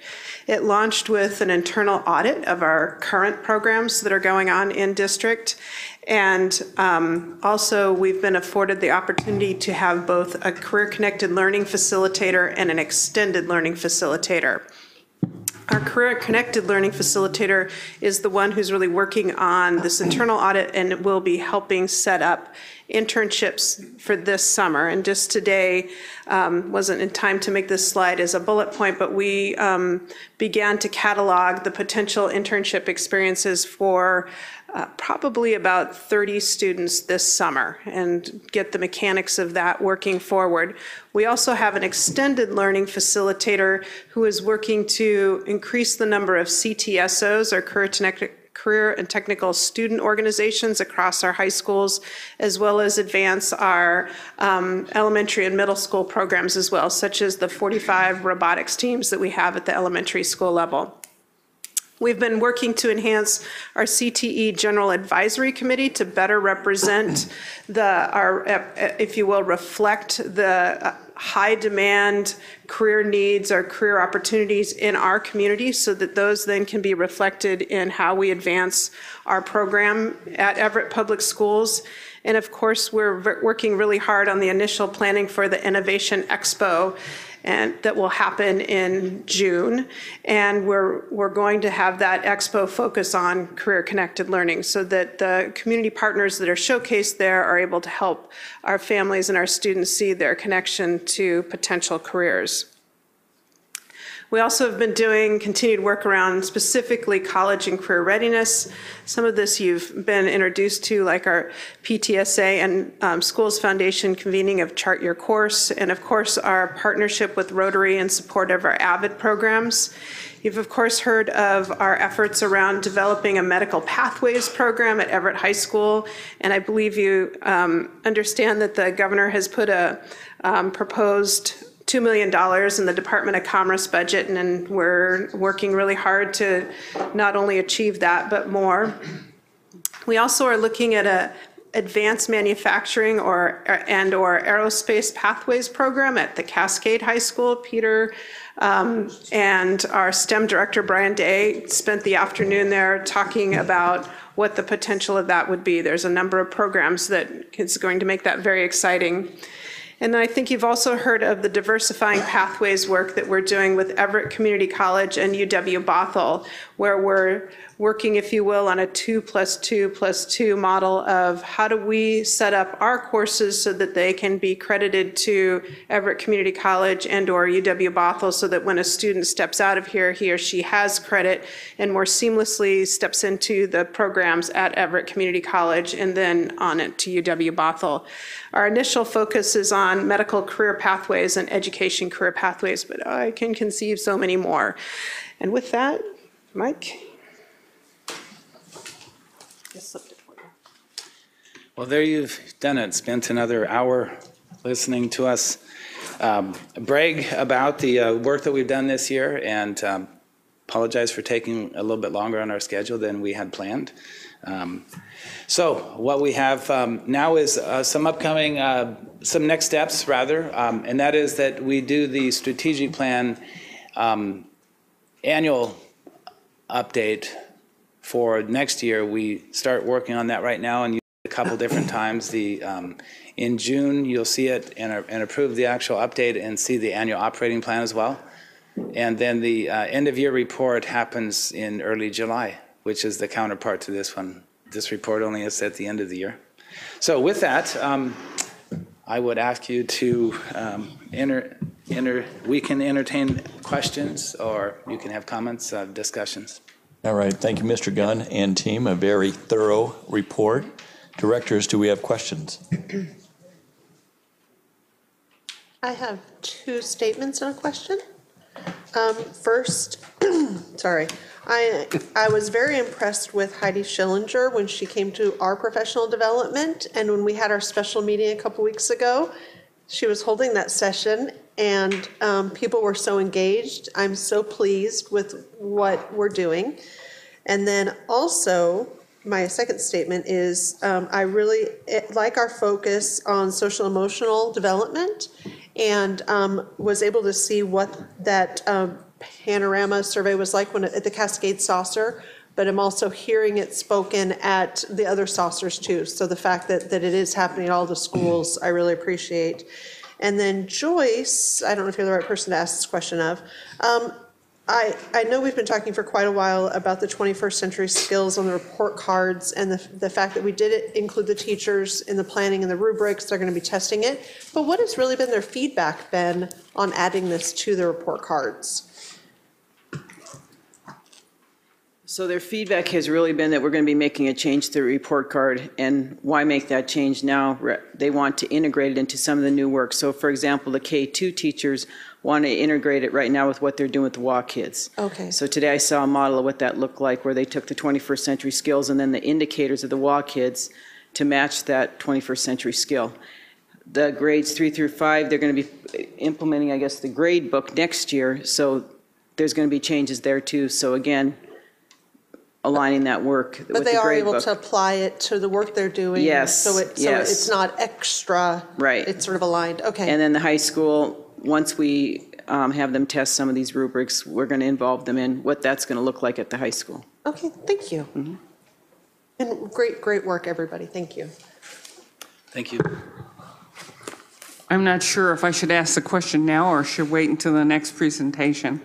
But it probably is a question I should probably wait till the next. But while it's on my mind, I'll go ahead and introduce the question now. Brian, you mentioned that we're increasing the level of input, I guess you would say, for our teachers and staff on Google Cloud as well as Office 365. Now, as we're increasing that kind of exponentially, that involvement, will we or do we have enough resources so that once the students start interplaying into that, we have enough resources to accommodate?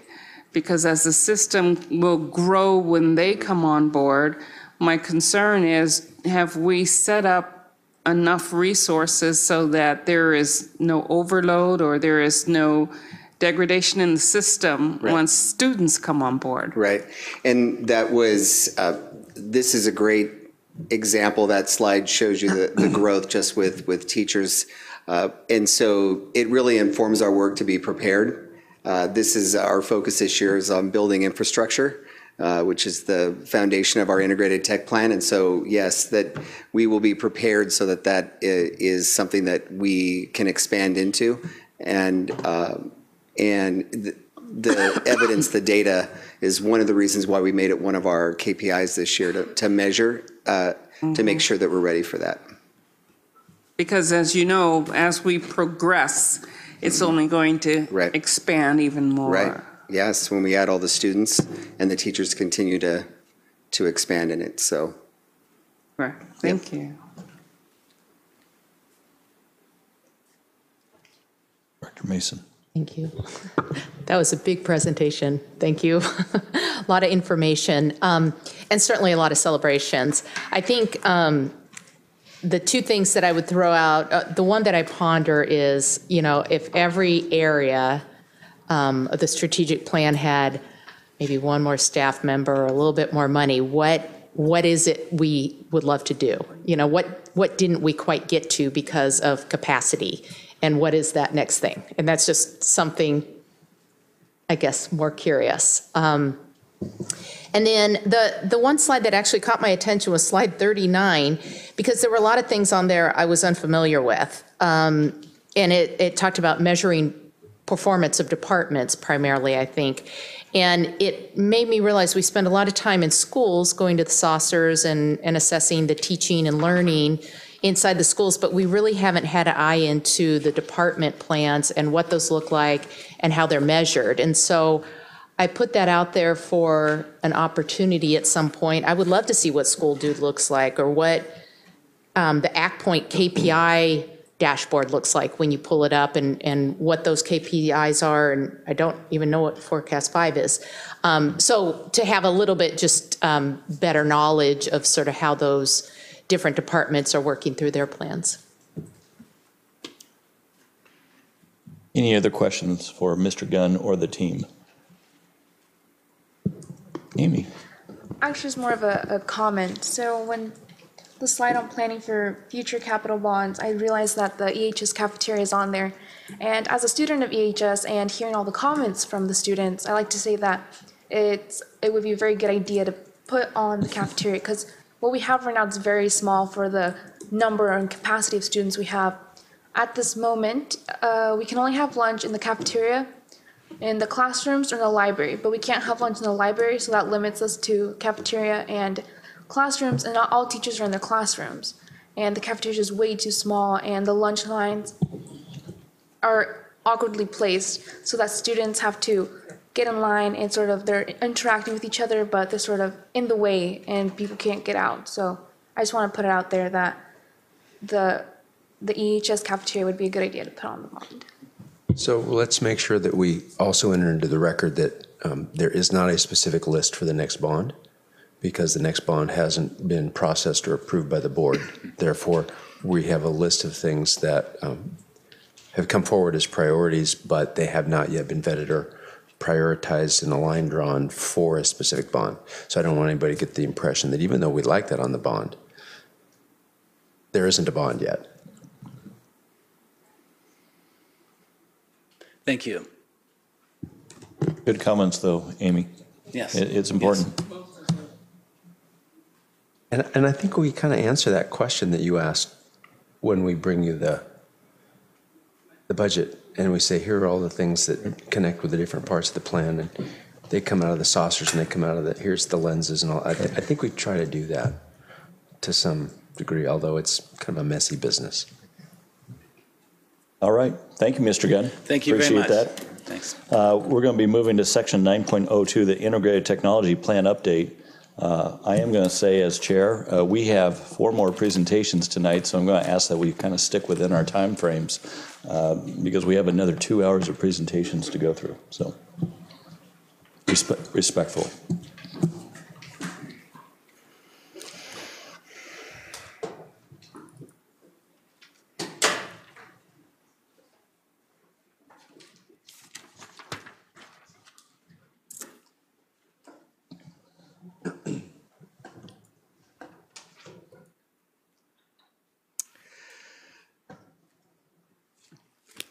Good evening. Good to be back with you again today. And we are excited to be back to share with you where we're at on updates with the Integrated Technology Plan. We were before you last in October, where we shared the contents of the plan and sort of the ideas and the plan and the timeline for the year, along with some budget implication discussion. And tonight's our opportunity. Asked us to come back at halfway through the year and just say, hey, where will you guys be at partway through the year? So excited to be here today. We have a lot to cover, so we'll make sure we stick to our allotted time with enough time to ask questions at the end there. Again, I'd like to acknowledge the members of my team that will be part of the presentation. Director Joanne Budewig, who will be sharing in the presentation with me. Also available is Scott Jenkins. Scott, this is his second day back at work. So we're excited that Scott has returned from back surgery. So, and glad he's back as part of the team. But we won't make him get up and down and whatnot during the presentation, but we're excited he is here. Ken Twain is homesick. He has pneumonia, so he is not going to be with us tonight. But we Joanne and I will pick up for our sick and afflicted and be here for answering questions if you should have those. So we, as I mentioned on the last presentation, the integrated technology plan is live and it's public and it's on our website, and it is currently in our department folder, and it's also one, as you'll hear later on in the presentation, when we've been spending a lot of time with the district leadership team, also wanting to really get out in the public the contents of the message, really with the goal of transforming the classroom and the entire operation of our district. The objectives for tonight's presentation, as I mentioned earlier, is to highlight where we're at the beginning of the integrated technology plan, our first steps in the in the implementation of the plan. We shared highlights in October of some of the initial stages, and now we're going to get down to some specifics of our first steps and highlight some of our upcoming highlights of information and next steps for our plan. The strategic plan the integrated technology plan is really around enriching instruction through technology and promoting technology for use of greater innovation throughout the organization. And really, by looking at all the places it touches, our strategic plan, you can really, that just highlights how it cuts across all of our strategic priorities. The goal icons, I'll make note, we've changed those since the last time we were here, kind of to fall more in line with our district branding, but also to reflect the language within the content of each of those goals. Our goals of leadership, teaching, learning, assessment, outreach, and infrastructure are the same that we shared with you before. And what we're going to do this evening is really highlight how we thought we'd structure this presentation is highlight it through the implementation process. So what we did was as a separate attachment, we just included page 4 of the integrated technology plan. So you don't have to kind of wade through the integrated tech plan to find it. But page 4 of the integrated tech plan is the 11-step implementation process. And what we'll do today is just touch base on each of those steps and just highlight some of where we're at for updates. So that's sort of the structure, but that's why we sent it as a separate attachment, so you can kind of have that as a reference if you want to on your screen. So the first step in the implementation process is preparing your leadership team. And it is a really foundational and important part of our work. A couple of highlights I'd like to mention is we've really worked hard with our district and building leaders to embed the strategies from the integrated tech plan into the annual operating plan, also people's department plans, and also school improvement plans. That there's language and pieces of the integrated tech plan referenced in those really foundational guiding documents that our district teams have. We've been the centerpiece learning for both the January and February superintendent leadership team meetings that we've had. We've spent time with our district leadership leaders from across the district, digging deeper into the plan, into the 6 goal areas, as well as giving them time. At our February meeting, we gave them time to work with their school improvement plans or their department plans on highlighting the connections of the work in the integrated tech plan to their current work. So not only an understanding of what's in the plan, but how that connects to the work that they're currently doing, and really setting the foundation for their work for next year. That was the focus of our February meeting. A couple of highlights from our last meeting, I'll just mention the element. So one of the things we asked them to do is come up with some action steps that they would like to do upcoming. And our elementary principals, one thing that they mentioned, they would like to see middle and high school students coming in to train teachers and younger students in technology, similar to the Microsoft certification program. That was one of their action steps. I thought that was interesting. They also mentioned district-created webinars and videotape training so that people can access them during Lift Fridays. Digital catalog where you can make requests and trainings, pop-ups that are searchable. From our CAPS team, they wanted to see us include as part of their work technology walks between schools so that we can really model and teach each other the fluent use of technology within the same model. So we see already our leadership team and our building leadership team really trying to engage in the work and coming up with action steps to bring it to life, which is a key first step in our implementation process. A lot of exciting work there. I will also mention building leadership team. We meet regularly with the Everett High School and Sequoia High School's administrative teams. We meet each week with both of those groups as we prepare for the coming one-to-one deployment, lots of onboarding pieces, but really since we met with you in October, that has become a regular weekly conversation we have with the admin teams as we prepare the staff on the process of not just planning lessons, but now the devices are coming. We need to be ready. So I'll have Joanne pick it up from here. Thank you so much. In the second step of our implementation process is the notion of budgeting for sustainability. And as we're planning out this course, we are looking ahead at the fact that technology changes on us rather rapidly. And several of the decisions to shift or move are coming from our vendors and our products. As they increase, as they improve their products and have next iterations, we're in a place where we need to upgrade. And those upgrades could have training cost or server cost or those pieces. So as we look at this, we look at what is traditional upgrade cycles, and we're planning out our budget to make sure that we're allocating, because when we did 2 years ago a projection, we didn't always know what they were going to be doing. So we're in a constant review cycle with those major areas. We're also looking at the notion of our system products, and those as they grow into new efficiencies that we may want to take advantage of. We're also looking right now, we're facing the Windows 10 upgrade. And right away, that's a new inventory of any software that we've purchased, because then it has to work on that new operating system. So that requires an inventory and a plan. And part of that plan is as software goes from something you buy and load into cloud-based services, that's a different pricing structure.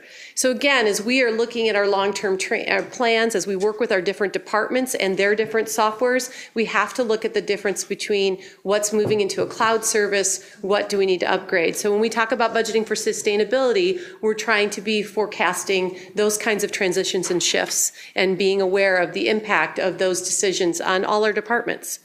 As we look at the notion of implementation process, the third step, we look at our advisory council and strategic partners. And we're very excited about our technology. Our technology advisory council is amazing. We actually took them through the same activity we took our SLT, and we asked them for advice on some of the activities we should be considering. And some of the most innovative ideas have come from that group.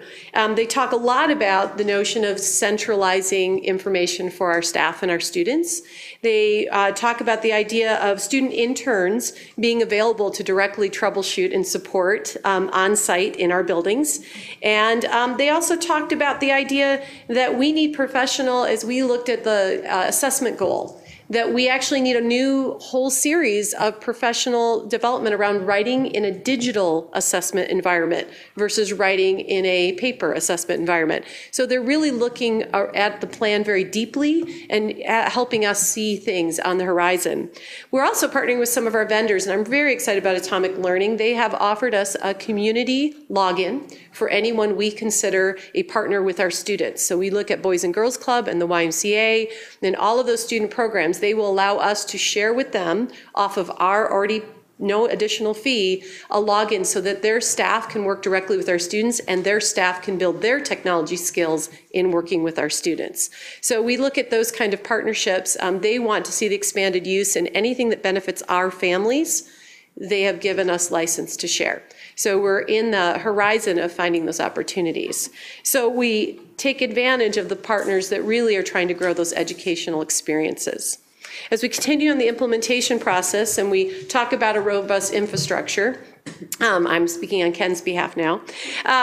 We have completed a detailed review of our school district and have a timeline for upgrading our Wi-Fi across the district. So they've had an engineer out to do a current spec on that, and so the timeline and structure starting with Everett High and Sequoia are already in the works. They have that outlined.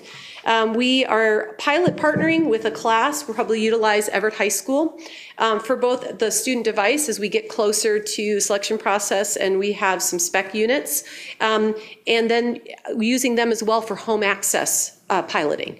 So some of our home access solutions we'll actually pilot with that group and see how those are effective. And so we're looking at that, forward to that this spring. And then in our cybersecurity and safety enhancements, we're looking at some cloud-based filtering solutions that would be on the device. So the device is still filtering even though it's going to the home. That's also tied to our home wireless solutions, also have feature sets that are about logging into a portal so the student device going home still carries with it the SIPA and COPA rules that we follow. So those are some of the things we're trying to do to enhance our robust infrastructure. As we look at the technical and instructional staff and making sure that we're competent there, we have hired our project manager for the one-to-one. He's onboarding as we speak. We have been able to increase our field tech and help desk staff. We will be looking forward to next year adding in our integrating technology facilitators for our implementation year and the building-based field tech that, as part of our levy funding. And we are looking at a class in career-connected learning, technology and innovation and integration course, which will probably be piloted at Everett High School, where we're involving our students in the extension and then summer interns for our staffing. We're working in partnership with CTE for the class design and the internship so that we're coordinating those efforts. And then when we look at aligning instructional goals, we look to we are in the final stages of the selection of a course management system that will allow us to have shared resources in a dynamic space for lessons, assessments, course design that's common across the district. It will allow us to have some enhanced online assessment items to align more to our SBA products. We are looking at curricular activities. So we have 2 new adoptions that were heavy digital with humanities and in the humanities with social studies and Springboard. So we're working with those specialists and facilitators. They're coming to us saying the new materials require documentaries, new materials require multimedia presentations. So they're partnering with LMS right now to come up with a suite of options that we would train our teachers in to get through that new digital resources. And that's sort of the partnerships as we start aligning to our instructional goals, our time and effort. And we are looking at the 21st century skills integration work into these environments and into being able to account and report and give feedback through these tools. And our Office 365 accounts for our students with email. What we have learned in working through our Microsoft environment is that the better you start organized with SharePoint as a foundation, the more successful you will be in implementation. The nice part about being in a cloud space is there's like a terabyte per person versus a drive space, which has a much smaller capacity. So our ability to collaborate and create digital files is definitely cloud future. And as we look at the email accounts leveraging into that 365 environment, so we launch it in an organized manner, and we're working on that SharePoint skills and foundation right now. We're also considering and looking into the feasibility of being able to provide accounts that last beyond graduation for our students as they transition into their next experiences, into a college account, into other environments. So we're investigating those options so that we can support our students as they graduate. When we look at another implementation process, we look at our operational professional development. We're very excited, as we mentioned about, this is a picture of working with our maintenance staff from the 30th, and we were grateful to be included on such a quality day. We also have been working with the leaders in maintenance. They have been regularly meeting. LMS will go out and do trainings upon request, and there's a series of meetings in which they're trying to build their own skills to model for their staffs. We're seeing that also in our food services has just contracted us for a series of trainings. And these are efficiencies, simply even how to leverage our office suite more successfully. We're responding to online and on-site sessions by request. We've actually added to our help desk product a training request form because they were coming in fast and furious, and that was our way to maintain and schedule. And then our department has grown. We have office group coordination, so we have attendance groups, office manager groups. Our records secretaries come at a regular basis, and we provide professional development, but we also provide a chance for them to co-develop their talents. And we're working on some onboarding training with the group's leads so that we can provide more support as we bring on new staff in those areas. We look in the implementation process. We're looking at transforming the learning environments. We kicked off last summer with the Bellevue Summer School District here, and we were able to follow that up with the integrating technology sessions with Jeff Utek. We are also providing teacher tech roundtables where they come and learn from each other. This is for those front runners who want a space and place, to some freedom to share and collaborate. And we, again, are responding to on-site. We are very busy on Lift Fridays. My office is fairly bare, out in the schools, working with teams specific to the job that they're trying to do. So we're helping them as in their job-embedded type of professional development. We are also looking at, oops, I think I went one too fast. From our Jeff Utek training, I will tell you that the teachers are helping us think through the areas of greatest concern and support that they need. And they did a wonderful job in our last session asking them, where are your greatest thoughts or concerns or challenges? And then what are your ideas? So the whole group with each other brainstormed the solutions, and some of them were amazing. And they all seemed to center around 5 areas. One was the infrastructure, that it be up and running and powered. That was one of their concerns. As more devices come in, we want them working so we can depend on them. Digital safety and the rules and regs for themselves to learn, and also guidance for their students. They were concerned about home access. That is definitely an area. How do they structure their lessons for that access? They are concerned that kids learn how to be interpersonal still and communicate face-to-face, not side-by-side. That they're not just digitally connected, but that they're actually balanced between both. And then our elementary are talking about what is the best use of these tools with our earliest learners. And so what's amazing is they also have the ideas and the solution. It's really within our group. So they raise the concerns and then they address them and then they ask for resources and support. So we're really leveraging that, listening to our stakeholders and addressing the needs and their thoughts as they go through. What we're really excited about, well, as we do the survey, the state had a pilot survey for a number of years. They've sort of discontinued it. They've kept the tool up and said you can use the questions, but the tool itself doesn't compare or report out. But we moved from last spring to this fall, and we actually used those survey questions that we had been using in the past. What we found is our 8th graders, there's a growing divide. We've surveyed more students than we have in years. We had 800, or there are 1,178 in our sample this year. And the tier 1s are those who use it for personal communication, and our tier 3s who feel like they're using technology to solve problems and create solutions. And we're seeing growth, but we're also seeing a growth in those students who are feeling that they're just using it for personal communication. So we see that as an area to pay attention to. This is our cohort that will be our one-to-one. So these are the fall 8th graders. And so when we are able to provide more resources and tools, that's the group we're tracking. And a lot of their tier 3 is how much are they being engaged in class to do that? And so how much is the school? So when we look at our faculty, and we had 870 respond because we did it right after we handed them the Windows 10 pen tablet. That could influence their comfort with technology, because in the past it was about the computer on my desk and now it's on their newest tablet, and then we surveyed them. But we did have 870 respondents, and what we do see is we still have teachers, and this is not about their technology skill, this is about how much they're integrating it into their instruction. So the tier 3s are really turning it over to the students to have the environment and the conversation. And we know that they're self-reporting that having more access to technology will help them build that environment. So again, something we will track, how much more are they using it to integrate. But what we're excited about is we're seeing some early response from our Jeff Utek training. So we wanted to share some teacher voices with you. And these are all teachers who've been part of, they had been through 2 sessions with Jeff Utek, so just 2 days of training. And this is what they had to say.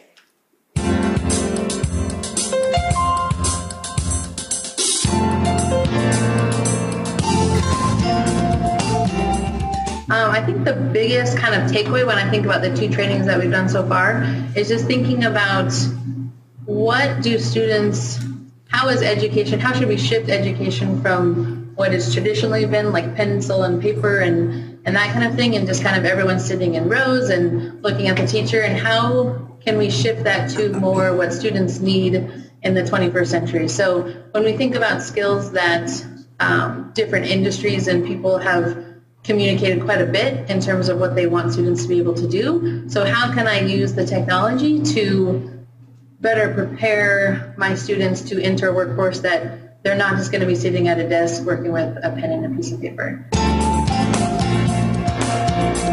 Having the students be able to say they're taking ownership of their own learning because they're not waiting for me to provide it. But they're also having to make some critical decisions along the way for themselves. So that's one of the really big takeaways that I took from the very first training, was just looking at how can we provide a structure in class that I am no longer the only source of information, because students can get information from all kinds of different sources. I'm no longer holding students back in terms of they're ready to move on, but the rest of the class isn't, and we all have to stay together. So that's one of the really interesting takeaways that I've gotten from the first training.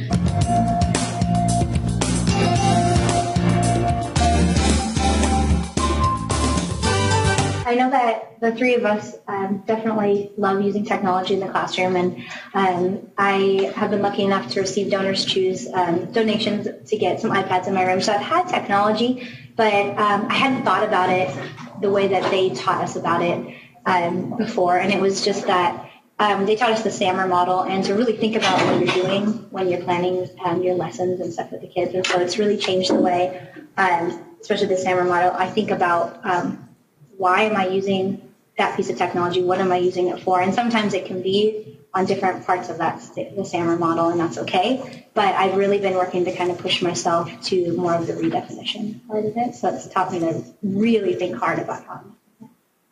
And the purpose behind it too, really looking at the learning task that the students are going to be engaging with, and how does the device or technology enhance the learning experience, or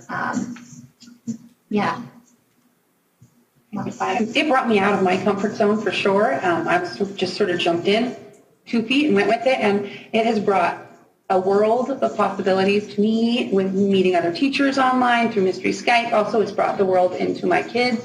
They get to see places and people that they would have never had the opportunity to meet or see.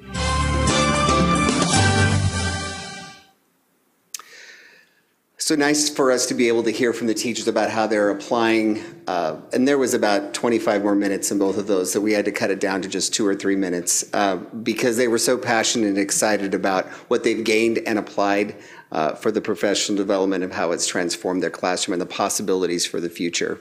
We'll also highlight some of our deployment and upgrade plans. We need to, as Joanne had mentioned earlier, product upgrades to maintain services. Vendors update their products. They are starting to include more mobility enhancements to improve the end user experience, leveraging phones and mobile applications. You can see there a picture of the gradebook in a more mobile environment. So Joanne took a screenshot of what that would look like. We're beginning testing of the Windows 10 capability with current software throughout the district, paying special attention to special ed and STEM and CTE because they use such specialized software. We have to make sure we don't cause any interruptions to what they're able to do. The goal would be to have all of our Windows 10 deployed district-wide after the staff and students leave for summer break, so by the time we come back, that's fully deployed. The student one-to-one computer deployment, the selection and procurement is sort of where we're at currently. The picture you see there actually is from today. We were at Sequoia, so this is a hot off the presses picture. And we have worked with administration in each of our high schools to identify students that we could work with in working through some of the different devices and different form factors of those devices. All of them do the same thing: digital inking, use of OneNote. They all can convert into tablets from laptops, all the same. But there's a little bit different pieces to it. The digital pen is a little different on each one. We also have time to get input from the students on how do they want to carry their device. What are they looking for as the end user to make sure that the device does? And some questions. We're putting together a frequently asked question document to use with staff and students. So some of their questions as we're going through all of the high schools really are enlightening us to what we need to make sure we're providing them information on, not only just on what do they want to see in their next device. So this is just the first step, and as you heard Joanne say, we'll eventually be piloting it with some students, getting staff input as well. And then we'll be coming back to you in April with an update on the device. So on the horizon, we have a parent and student information night on February 16th here at the CRC. Jeff Utek will be our keynote speaker, and he will be also doing a session with parents on parenting in a digital age. We're also doing a K-12 invite for our students to come be part of this, where we can do some hands-on technology activities with them, but also, especially for our high school students, again, have a more deeper dialogue on the use of technology. Also get some input, want a general invite input, again, on device selection and some of the pieces that we're doing site-based with our high schools currently. So we're excited about partnering with Jeff and Udiro Learning for that evening, and it's from 6:30 to 8 p.m. here at the CRC. We'll be back with you on April 11th, and that's when we'll be part of the board meeting to update you on the student devices. And then, as Dana mentioned in the last presentation, we're partnering with STEM and the CTE folks for the Innovation Expo, and we've been busy planning with that team and excited for that community outreach piece on June 8th. So in summary, with 3 minutes to spare, we reviewed the integrated technology plan and our starting points and our first steps, highlighted some of our upcoming events. We wanted an opportunity to answer any questions that you might have. All right. Thank you. I'm glad we had this report when we did, because originally we talked about not having this report until April, May, June. So thank you. You're welcome. Directors or student representatives, any questions for the team? And welcome back, Mr. Jenkins. Yes, and he stands. This is good. Just a comment. It's looking very exciting, and I'm looking forward to the progress that we will make in this. And I thank you for your hard and diligent work on this. It's very thorough, and I appreciate very much what you guys have done. Thank you. I concur and appreciate the fact that it's something that I think Director Lassane and probably all of us have addressed, is that home Wi-Fi. And I appreciate the fact that that is part of the conversation that you're exploring for that home access. And because I am a parent in the digital world, are we invited to that event as well? Does it have to be like a meeting or something that do we need to see? Because I have the time and I would like to go, because I haven't actually, I don't think ever seen Jeff Utek speak. So I think I want to do it for different things. But anyway, just so you know, I hope to be there. Okay, great. So thank you. It's here. We'll start at Port Gardner, and Jeff will be the keynote and do the opening. And then we're going to take students and break into smaller groups, partnering with our LMS group and doing the hands-on activities with them while Jeff's message becomes parenting in a digital age.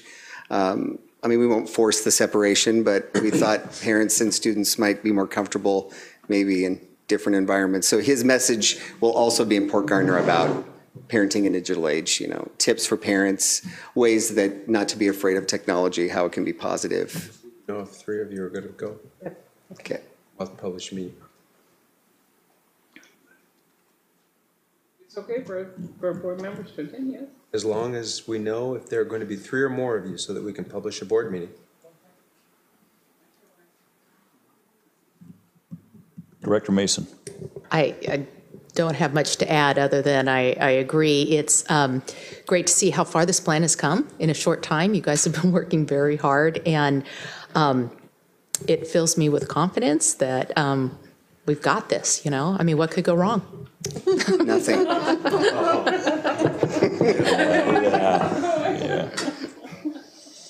Right, though. Thank you. Any comments from our student representatives? So you mentioned introducing. Dhruva, can you pull your mic? So you mentioned the new Office 365 environment with the email and everything. So is that going to be replacing the pre-existing Google Apps infrastructure, or are we planning on keeping both of those? Our intent is to keep both. As a matter of fact, the course management tools that we're narrowing down to actually plug both the 365 environment and the Google Drive into that. So we can have a common face, and whether you're moving into a Google Drive or whether you're in 365, you still can be in the same course tool. And so that's a way in which we don't lose or leverage what apps are available in Google and what apps are available in 365. But we're trying to find a way in which their access point is universal. I had a couple questions. It is exciting. I agree with many of the comments that have been made.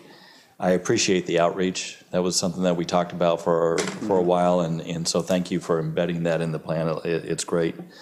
As you've gone forth in the technology plan, I'm always curious, what are the surprises that you did not plan for? I mean, I heard certainly Windows 10 upgrade and moving to a cloud environment with licensing, the upgrading of cycles and those types of things. Yeah, and Joanne had mentioned this a little bit in her presentation, but we're meeting more regularly with Microsoft because we tend to get some surprises now and then. As for example, they don't share updates. So partnering with in a more proactive, we meet with Taylor every 4 weeks, and it's sort of what's on the horizon, what to plan for. So there's sort of some surprises built into that. For example, moving to the cloud rather than the device, and when updates come, and being prepared for that with SharePoint. That's been a big latest aha, and some preparation on our part. So I think that was a surprise for me. I'm not sure if you guys have anything to. I think every new tech announcement causes us to have to look at it again. But I think we went in knowing, that's why we didn't want to name a device or name a we didn't want to get that narrow, because it is such an evolutionary. So far, it feels like we've built enough flexibility that we can adapt and adjust because we're waiting for what's coming. But I think, I don't know what the next surprise is, because the update tomorrow in 365 might put this over here, so I think that we're just maintaining diligence in our being flexible enough and staying within our boundaries. And it's also, that idea of we have the levy structure and plans. And so it's always a reevaluation of, with new information, how do we shift those plans but stay within what we've said we were going to do. So I think we've been prepared for the fact that it would change. Yes. I think a pleasant surprise is that how energetic staff is. You're always kind of prepared for people who may be resistant, but we really haven't seen much of that. I mean, the teachers are ready for it. When we go into the high schools at Everett High and Sequoia, the kids are all over it. I mean, it's very exciting, and the staff there's just a buzz and kind of an energy building up. So that's a very pleasant surprise. Our hope was that it would be a game changer, and it sounds like it will be. Director Lassane. I have one more question. As we go and we don't know what's coming down the pike in 6 months, what additional security precautions should we take as far as students' personal data being out there, or potential for people hacking that, for any of those kind of security, kids going to the wrong internet sites, or parents being concerned about what additional things should we be concerned with that right now we just don't know? Well, and we talked about this at the October meeting. One of the questions was about filtering, and filtering is, people are clever of ways not only to get through our filter, but ways to get around our filter. And so that is constantly in communication is a big piece for us to try to stay one step ahead. There is a lot of, Microsoft just hosted a 2-day event on web security and really reaching out and partnering with districts about things they could do to be proactive, to anticipate this. You know, a lot of the CIOs in other districts have said you can do all you can to prepare, but there's still going to be times where it could be compromised. And so we, as a district, have started the data governance group that I work with, and that's a big part of the different stakeholders about how do we keep our data secure? How do we limit the exposure and the who has access to the information? Because the more we can limit that, the more we can make sure that it stays safe.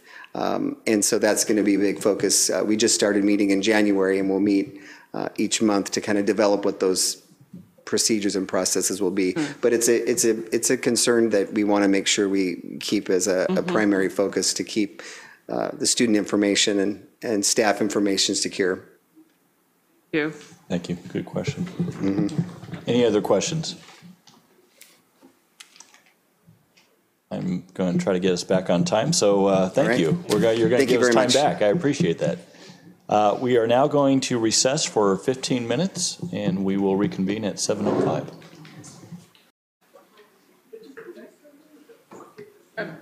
Is reversing your... We are. Yeah.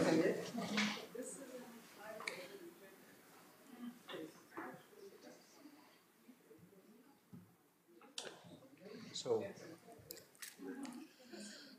yeah. All right. We will. And with your permission, we'll change the order of the items in section 10, and we'll make legislative update item number 1, budget development update item number 2, and capital projects update item number 3. If you refresh, you'll see them in that order. Mr. Moore. Thank you for that alteration. Legislative update, and per our agenda review meeting, we've added this presentation to talk a little bit about the 3 different budgets out there to the extent that is possible, being the governor's proposal, the House Democrat proposal, also known as House Bill 1843, the Senate Republican proposal, also known as Senate Substitute Bill 5607. And so as I go through this, this particular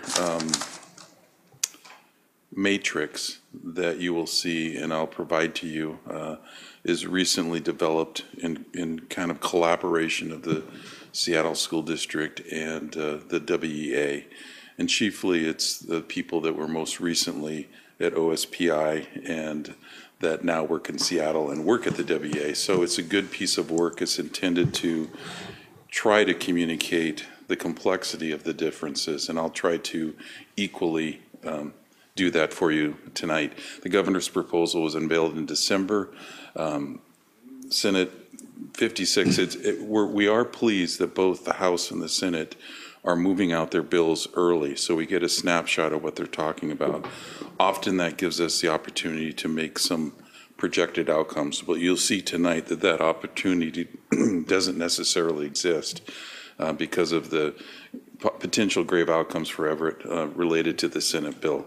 And we realize that the Senate bill is kind of a launch, and it has a political purpose, and it's a starting point, and it develops a negotiation between the 2 chambers and the 2 political parties.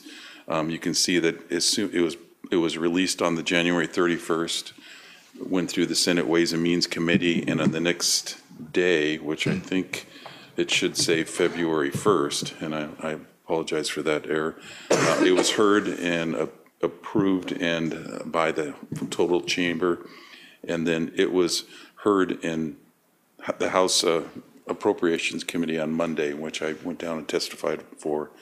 Also heard yesterday was the House proposal, and so they did sort of a joint presentation. You could go in and you could register comment on both. We registered in favor of the House and in opposition to the Senate proposal, and I'll go over that. But this matrix here begins to compare the 3 plans.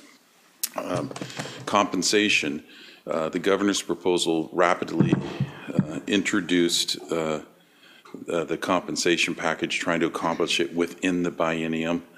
You can see that there's some variance to the amounts just for reference. Right now, the classified or the certified instructional allocation on average is, or the beginning number where he's mentioning 54,000, right now it's 37,472. The classified, or the average on right now is 59,633 in Everett. So you can see that under each of these numbers, it is recognizing an increase. And I think this follows the Compensation Technical Working Group as they developed a recommendation some number of years ago.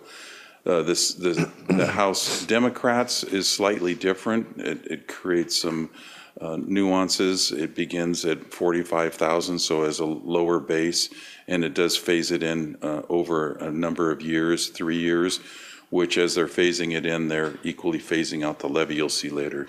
The Senate Republican doesn't offer a salary schedule. It more or less is creating a baseline $45,000 as a baseline salary, and then it switches everything in the right-hand column you'll see into a per pupil number, so it does not even segregate what's salary and not salary, with the exception of saying you can only spend 80% of the total funding on salaries, which you'll see in a minute we're at 84.5.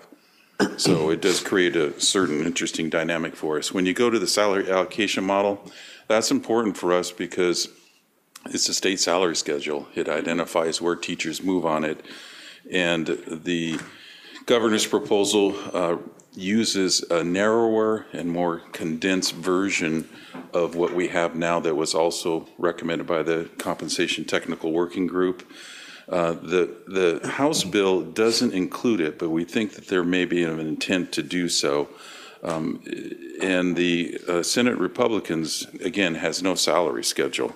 And as it mentions there, again, you have to find a way of having the same number of individuals and spending less of your funding to get there. And that means either less individuals or having the existing individuals get paid less.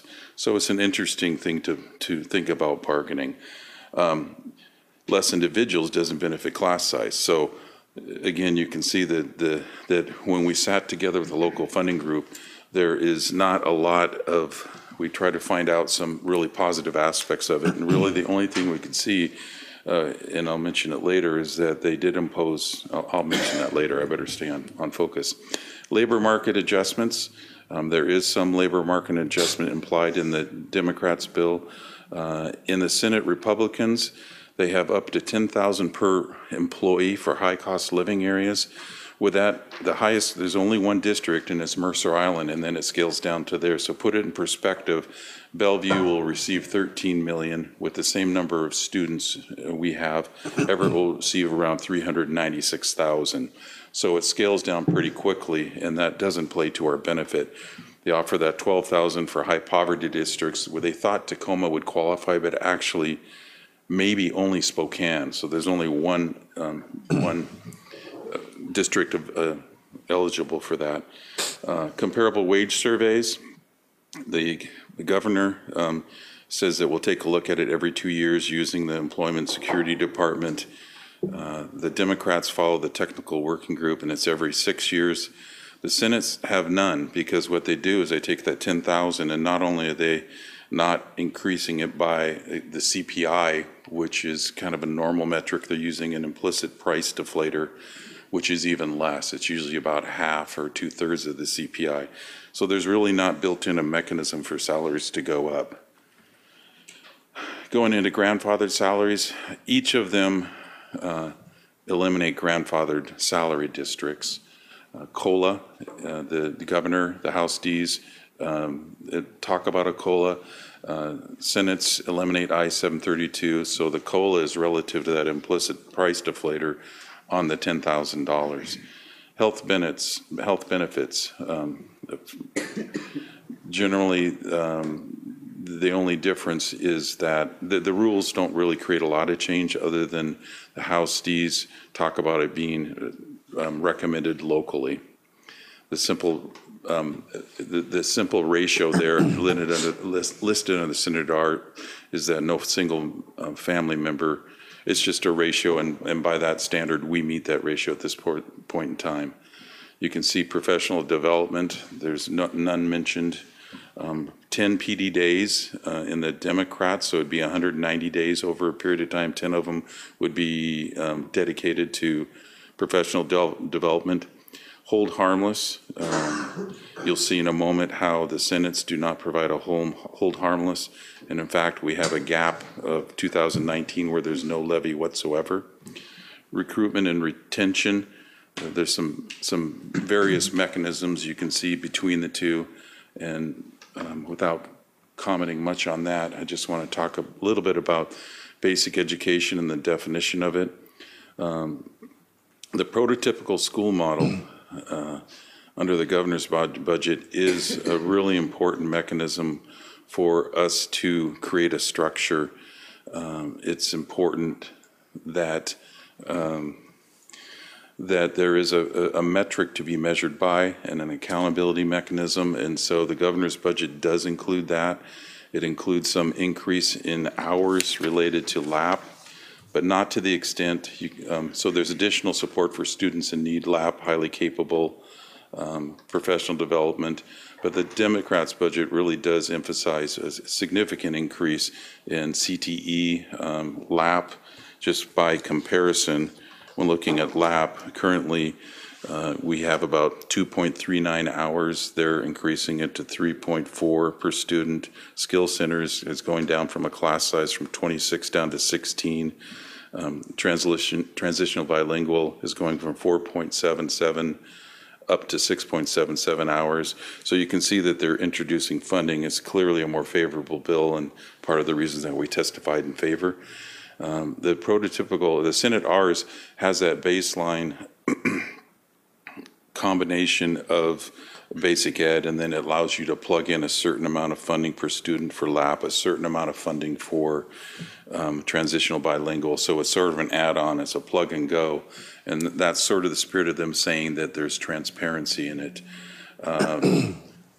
All of these, in terms of collective bargaining, look for local school boards to have that option.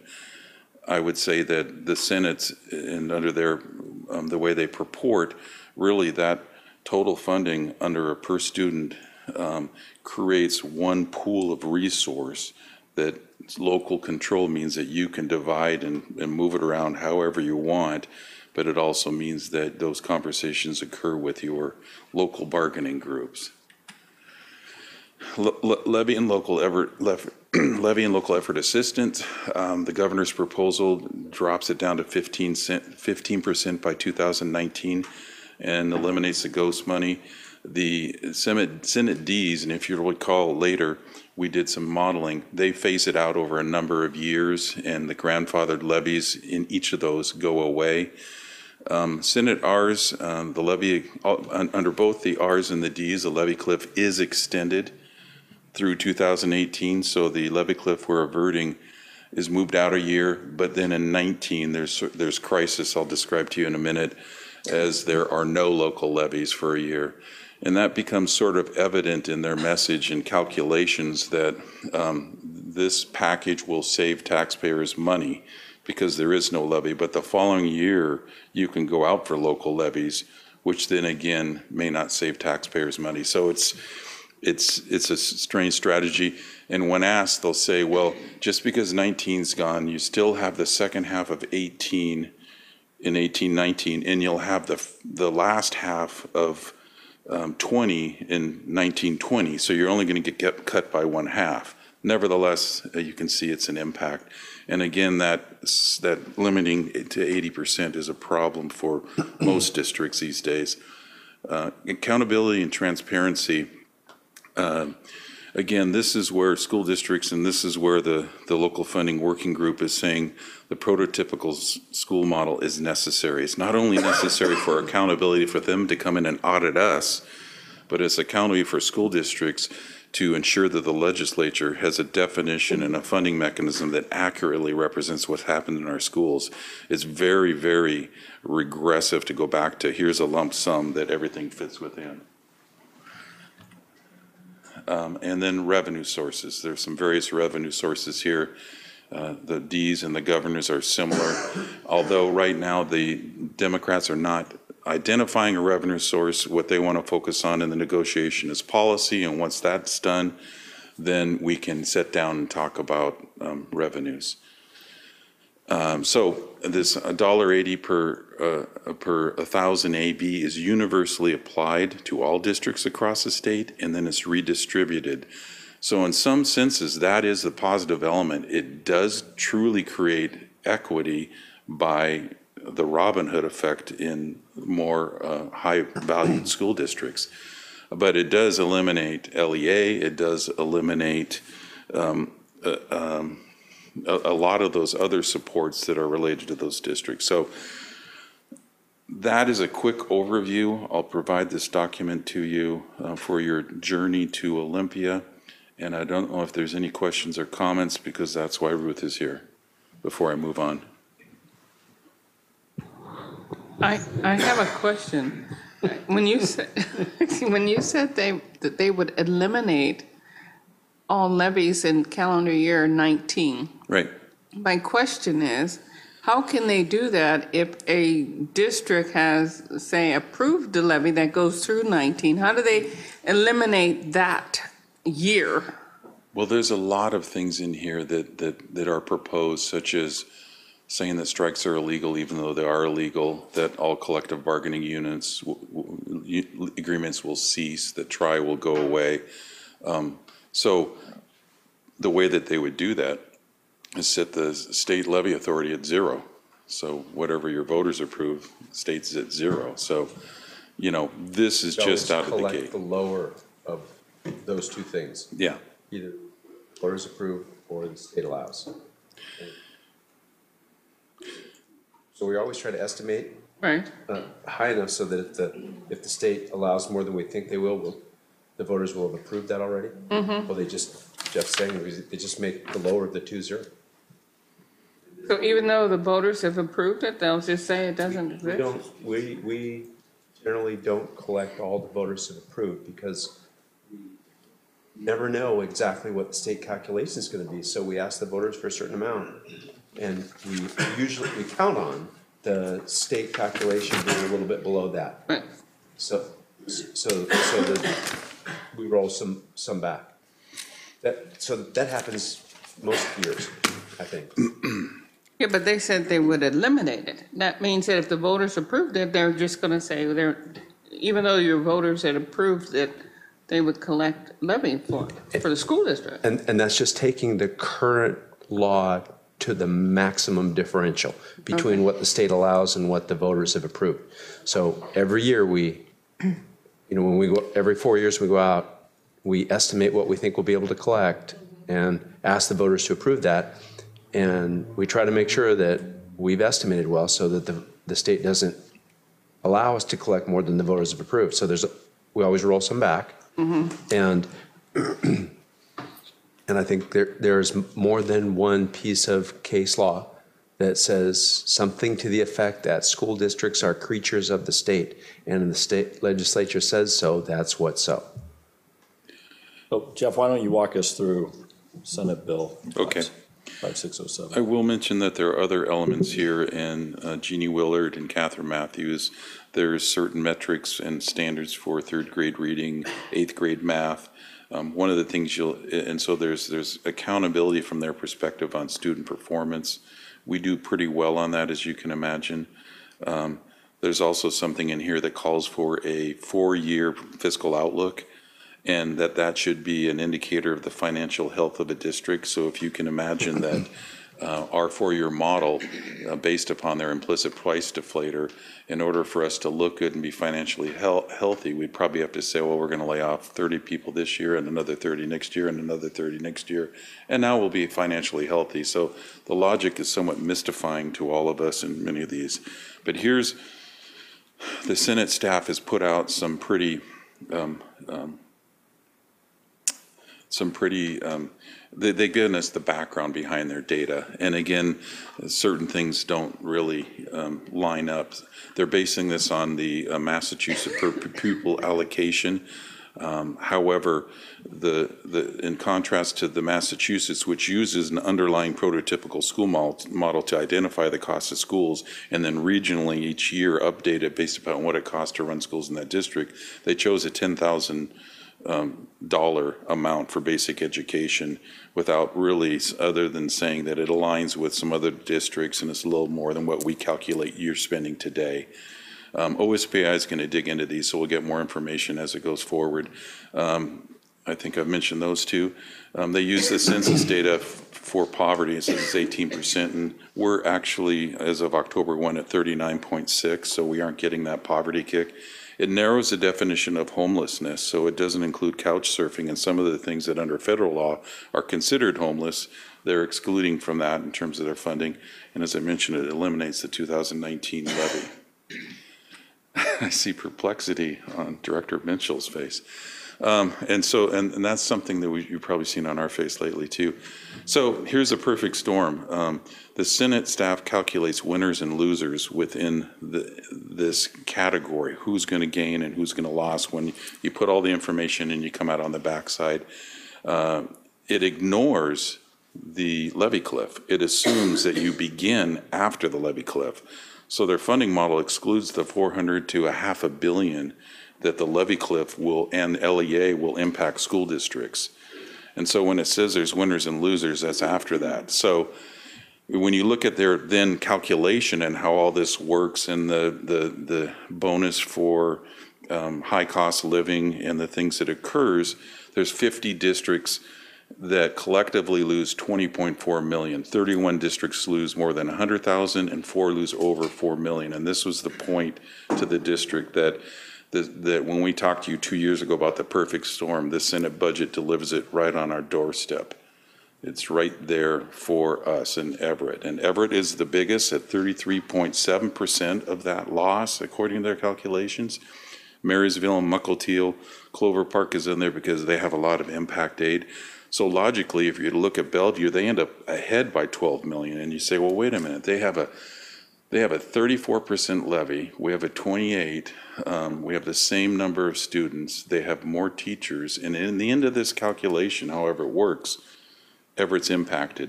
Some might speculate that that's where the president of the WA came from and that it may be, again, making a statement. Nevertheless, when you add up those two numbers together, Everett could see for 18-19 beginning our levy cliff and our biggest loser status, 13.65 million, 128 teachers, or 3.5 elementary schools, or all of teaching. Sorry, guys, we're all unemployed, but in the entire basically support system for our district. So you can see that there's a fair amount to talk about down there in Olympia on the weekend. Sorry I didn't cheer you up. Yeah. Well, that was a very cheery report. Thank you, Mr. Moore. Serious, yeah. Directors, do we have any questions? Director Mitchell, you okay? No. Sorry.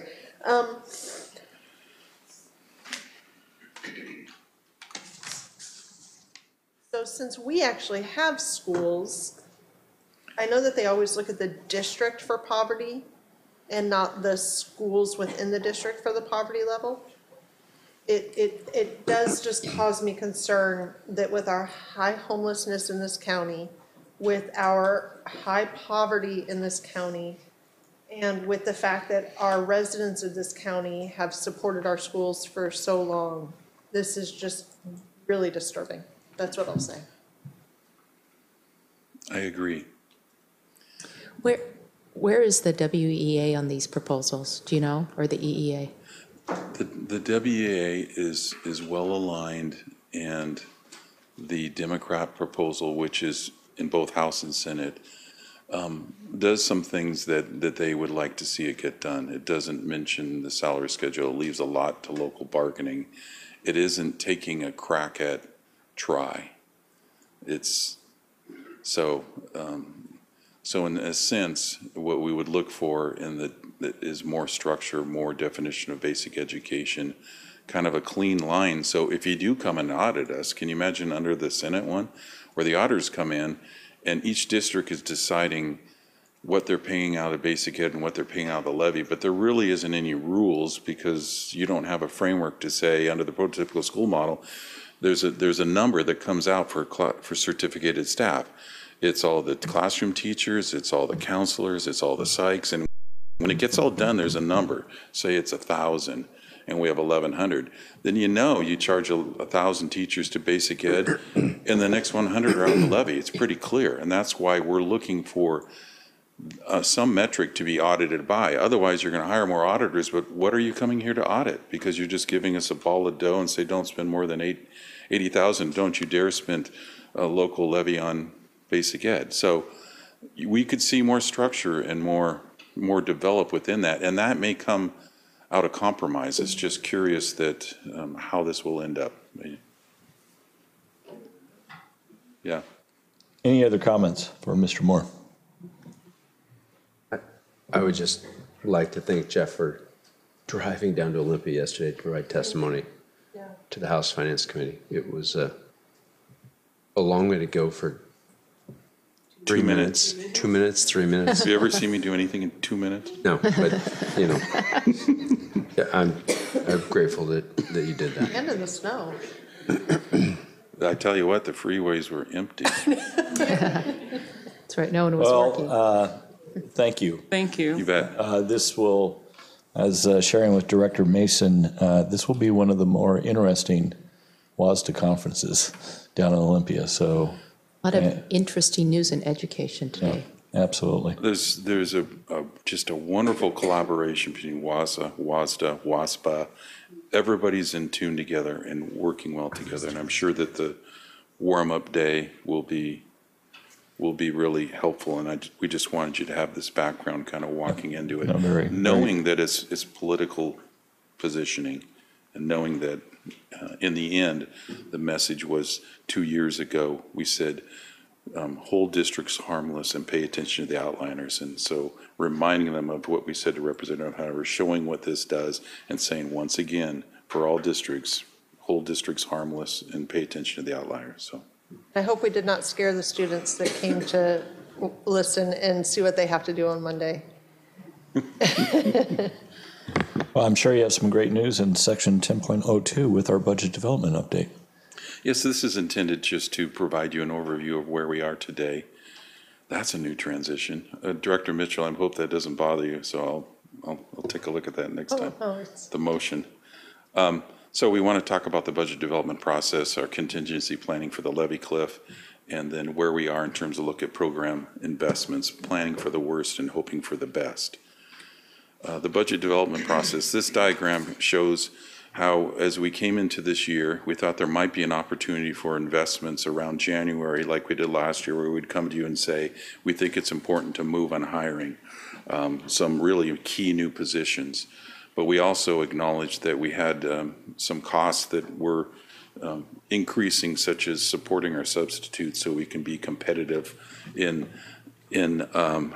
filling our classrooms. The second area was the actuary came out with retirement rates and significantly increased the cost. So if the state, in fact, adopts them, it's a $800,000 hit. It became pretty clear that we should really hold on program expansion and move forward with sort of a status quo with a caveat you'll see in a minute.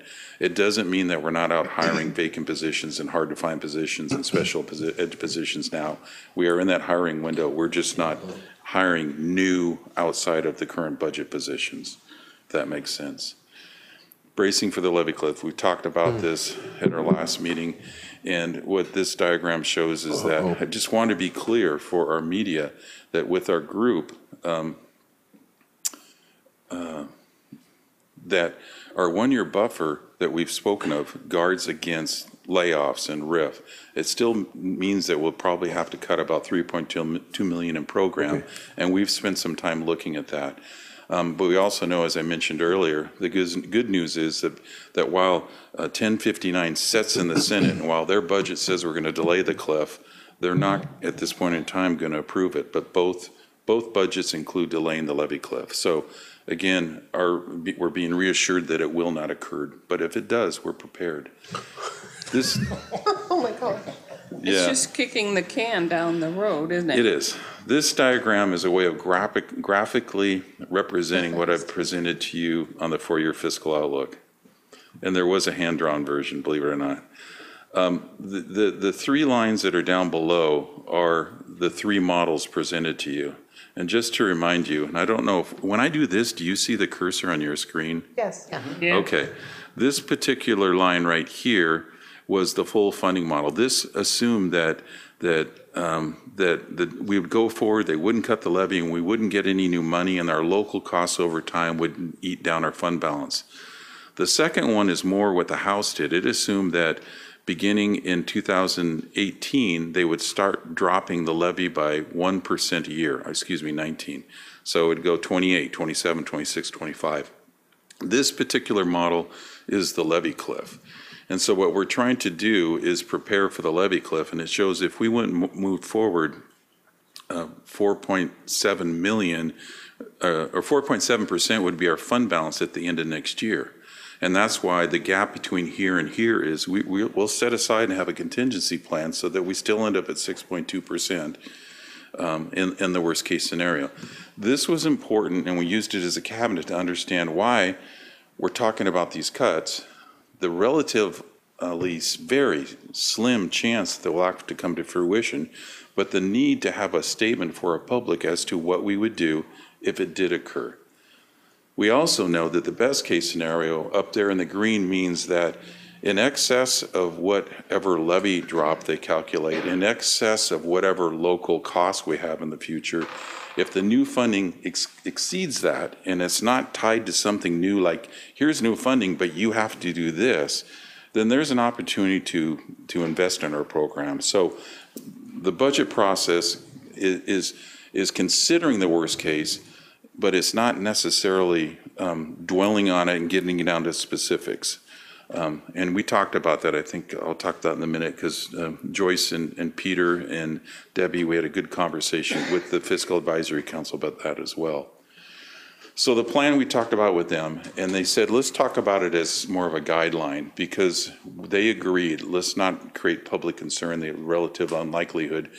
And yet we were able to sit down as a cabinet and map out what it would take to get to 6%. And this is sort of an area that is sensitive, but yet we started, for example, we started a 24 credit pilot at our schools by June or July. These are decisions that we don't have to make till then. We can hold off on that decision. If worst case would happen, we'd suspend that program.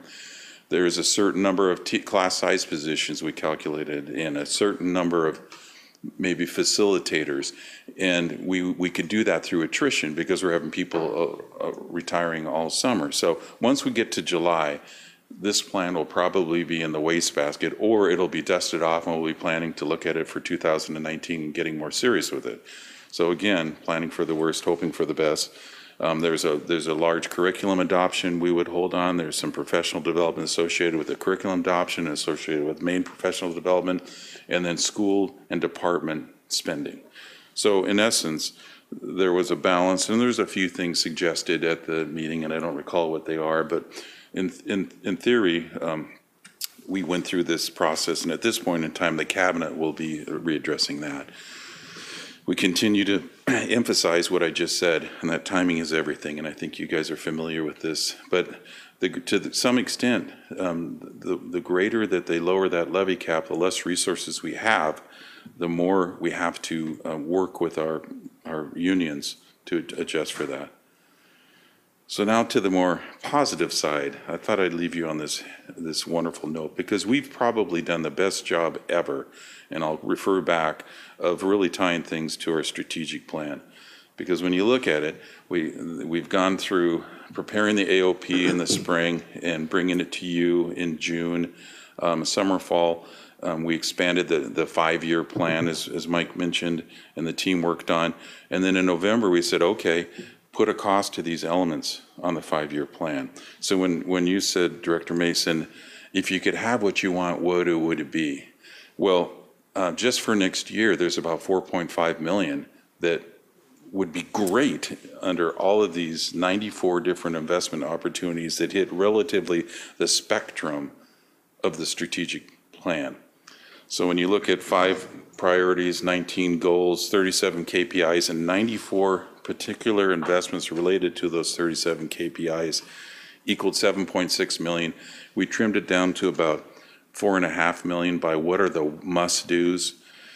So here's the operating plan.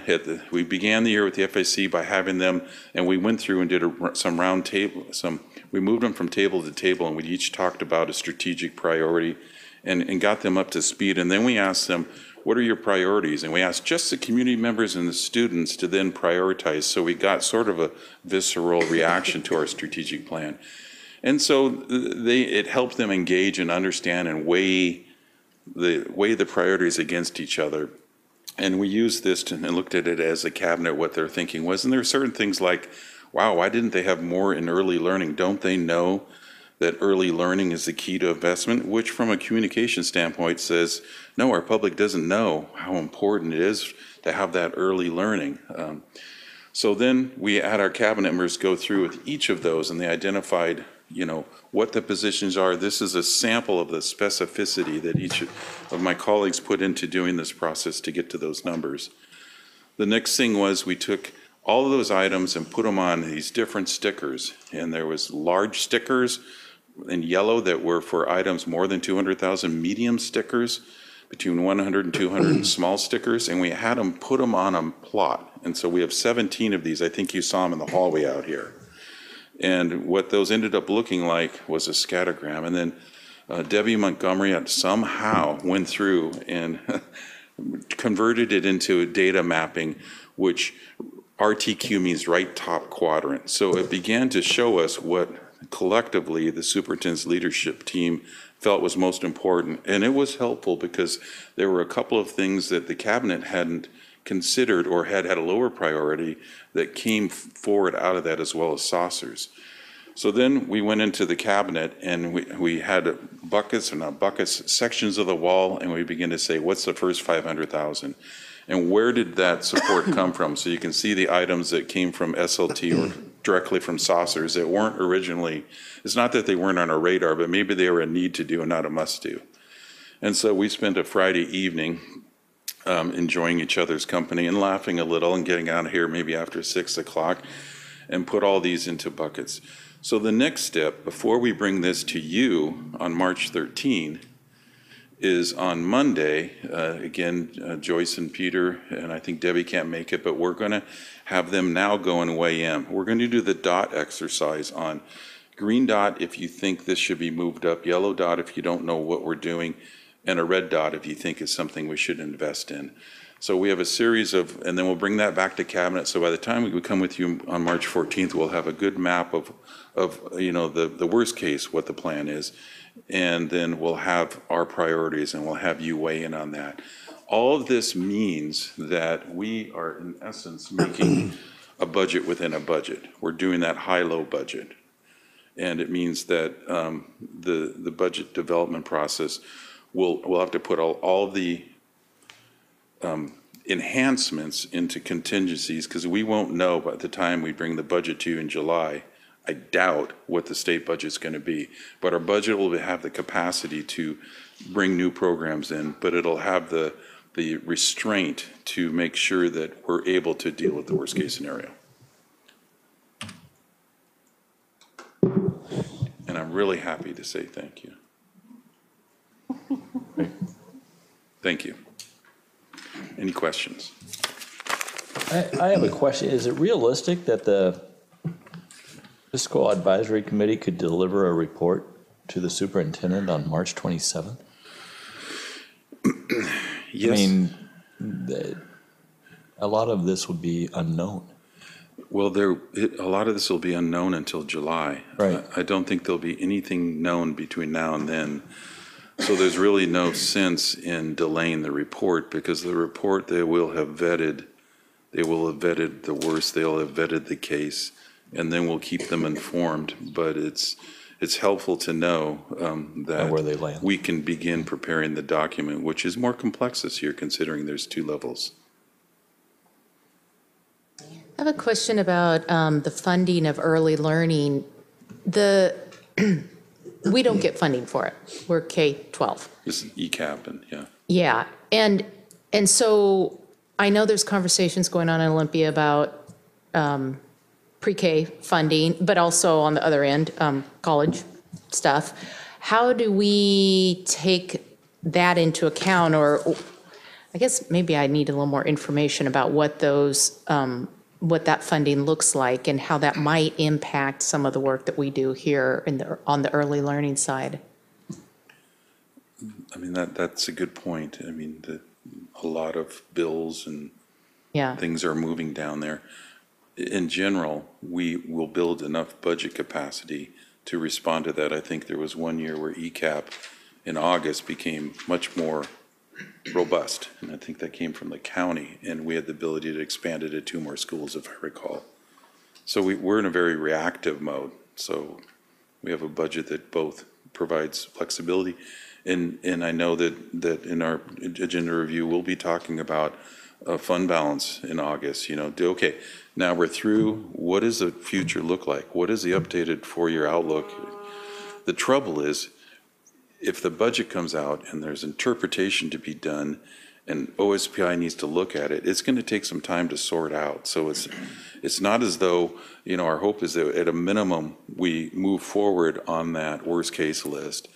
But there may be some strategic things that are done soon, but it's going to be like a couple of years ago where we kind of walk through the year and get, you know, work through Gary and you to get there. I'm sorry, there's so much unknown, it's difficult to speculate. But part of that certainly is what new funding for early learning. Okay. Jeff, I know that I believe Olympia liked your previous drawings of the levee cliff. I certainly do like the slide 7 that you said wasn't a drawing. And I know that is about our fund balance, but since our fund balance really does show the health of the district, our ability to recover, our ability to get bonds, ratings, I just wonder if this might be an appropriate slide to show them if in a future visit, just to show that how much the Senate plan, it's the, you know, the Senate plan, the worst case. Well, this one doesn't even include the Senate plan. Oh. So this is just assuming the levee cliff occurs with no new revenue, so it's a little bit more steep. Yeah, I just think it's just shocking, which is, I think they need to we need to show them pictures. Well, with all due respect to the idea, we did show him this stuff 2 years ago and a year ago. Oh, I know, he's over and over again. Yeah. So that's a rational approach, and And a lot of the players have changed down there. What? A lot of the players have changed down there in terms Absolutely. of education. Yeah. And I think there's lack of knowledge in areas that knowledge. So we have our work cut out for us on Monday. Any other questions for Mr. Moore? No. I just want to say thank you. Oh, you're welcome. Thank you, Mike, for And letting to me Ruth, slide too. ahead. All right. Thanks, Ruth. Thank you. Thank you. Mr. Moore.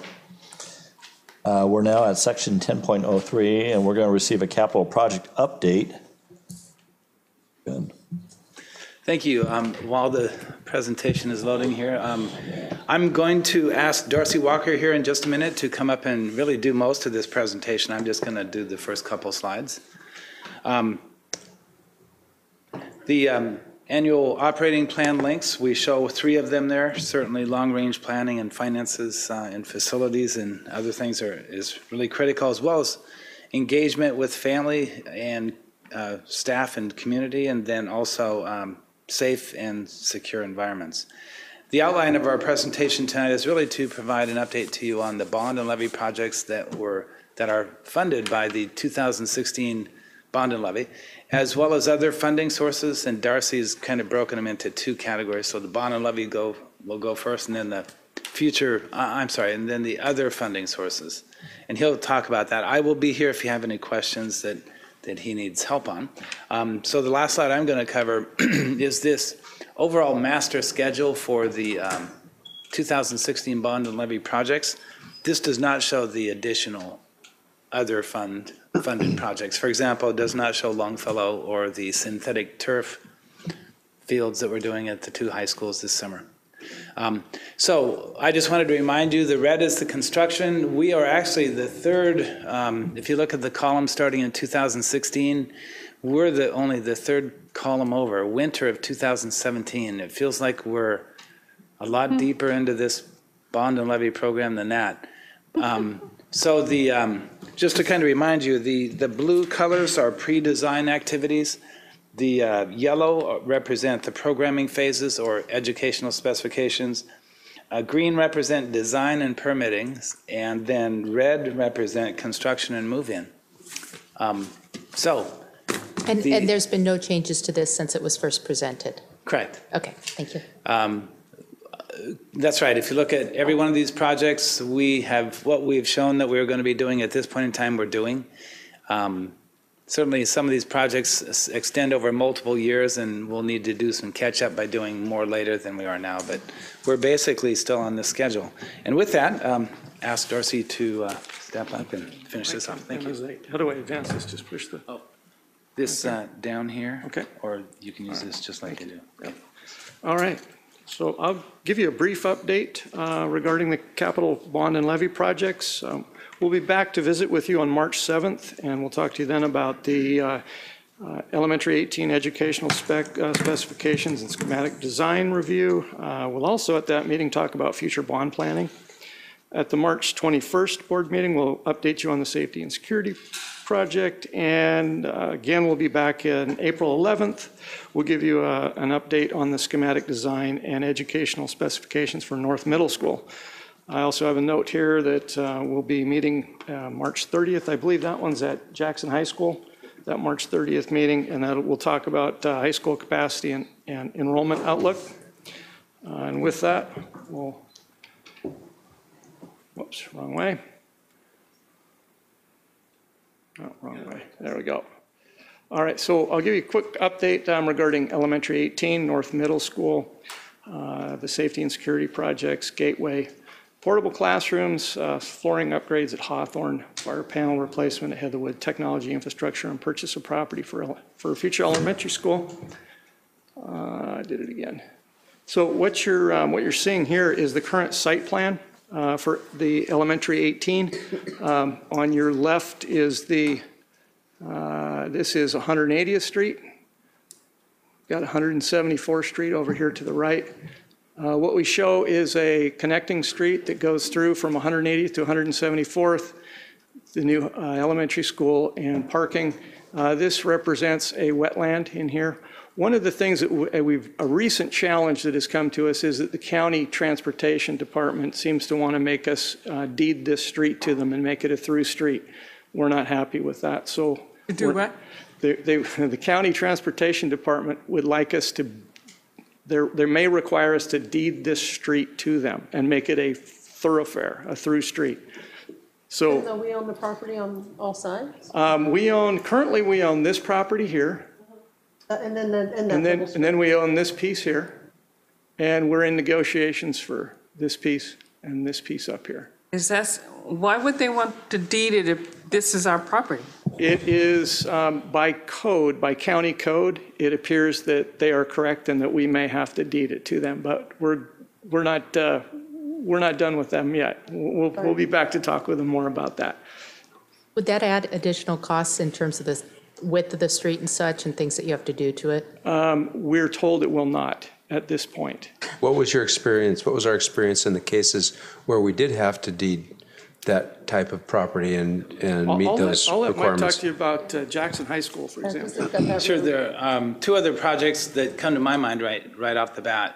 Jackson High School is one. We went into that project wanting to build a private drive through the site from the east side to the west side of Jackson High School. And the county forced us to build it as a public roadway and then dedicate it to them. They have that right, they have the ability to do. They can't force us to do it unless we want a permit. That's basically their leverage. For us to get a conditional use permit, they can require that. And so they're telling us right now there are a couple different requirements that we're facing here. And we're starting to work our way through those, because remember, we're looking at this site as not only an elementary, but a high school. And when you add up the number of cars that generate from a high school and an elementary, the number of cars and vehicle trips that go out into the neighboring roadway system, that's why the county is really looking at this as a through street with multiple access points on both sides. So it does, in my opinion, I would say it will add some money, not as much as you might think, because we would build it to a pretty high standard anyway, even if it were only ours. But to continue with this conversation, Darcy hasn't even shown you the high school site plan. One of the things that you'll hear is that we're actually very likely would be asked to actually pay for and maybe even build 2 signalized intersections, one on 180th, one on Sunset Road. Because again, think of a high school and an elementary school generating traffic at the end of the day or the beginning of the day, and the number of cars that would come from that. This is the same thing that happened at Jackson High School and Heatherwood. When we built those, we had to pay for and build the light at Dumas Road and the Boss Leverett Highway. But Gateway, Heatherwood. no, but I'm saying Gateway and Forest View, the Gateway community does such a great job of making that a 3-way stop. Yes.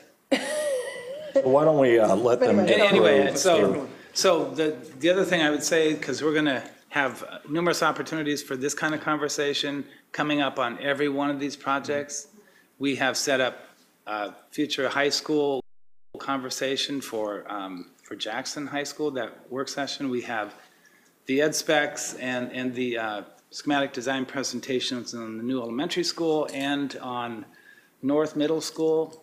And we're going to be doing an update on safety and security upgrades, all in the next 2 weeks over 4 board meetings in 6 different presentations. Yeah. So we're going to have a lot of opportunity, and I'd encourage you to hold, some of your really deep questions for those. Thank you. So again, here's just a schematic design of what the elementary and the high school might look like.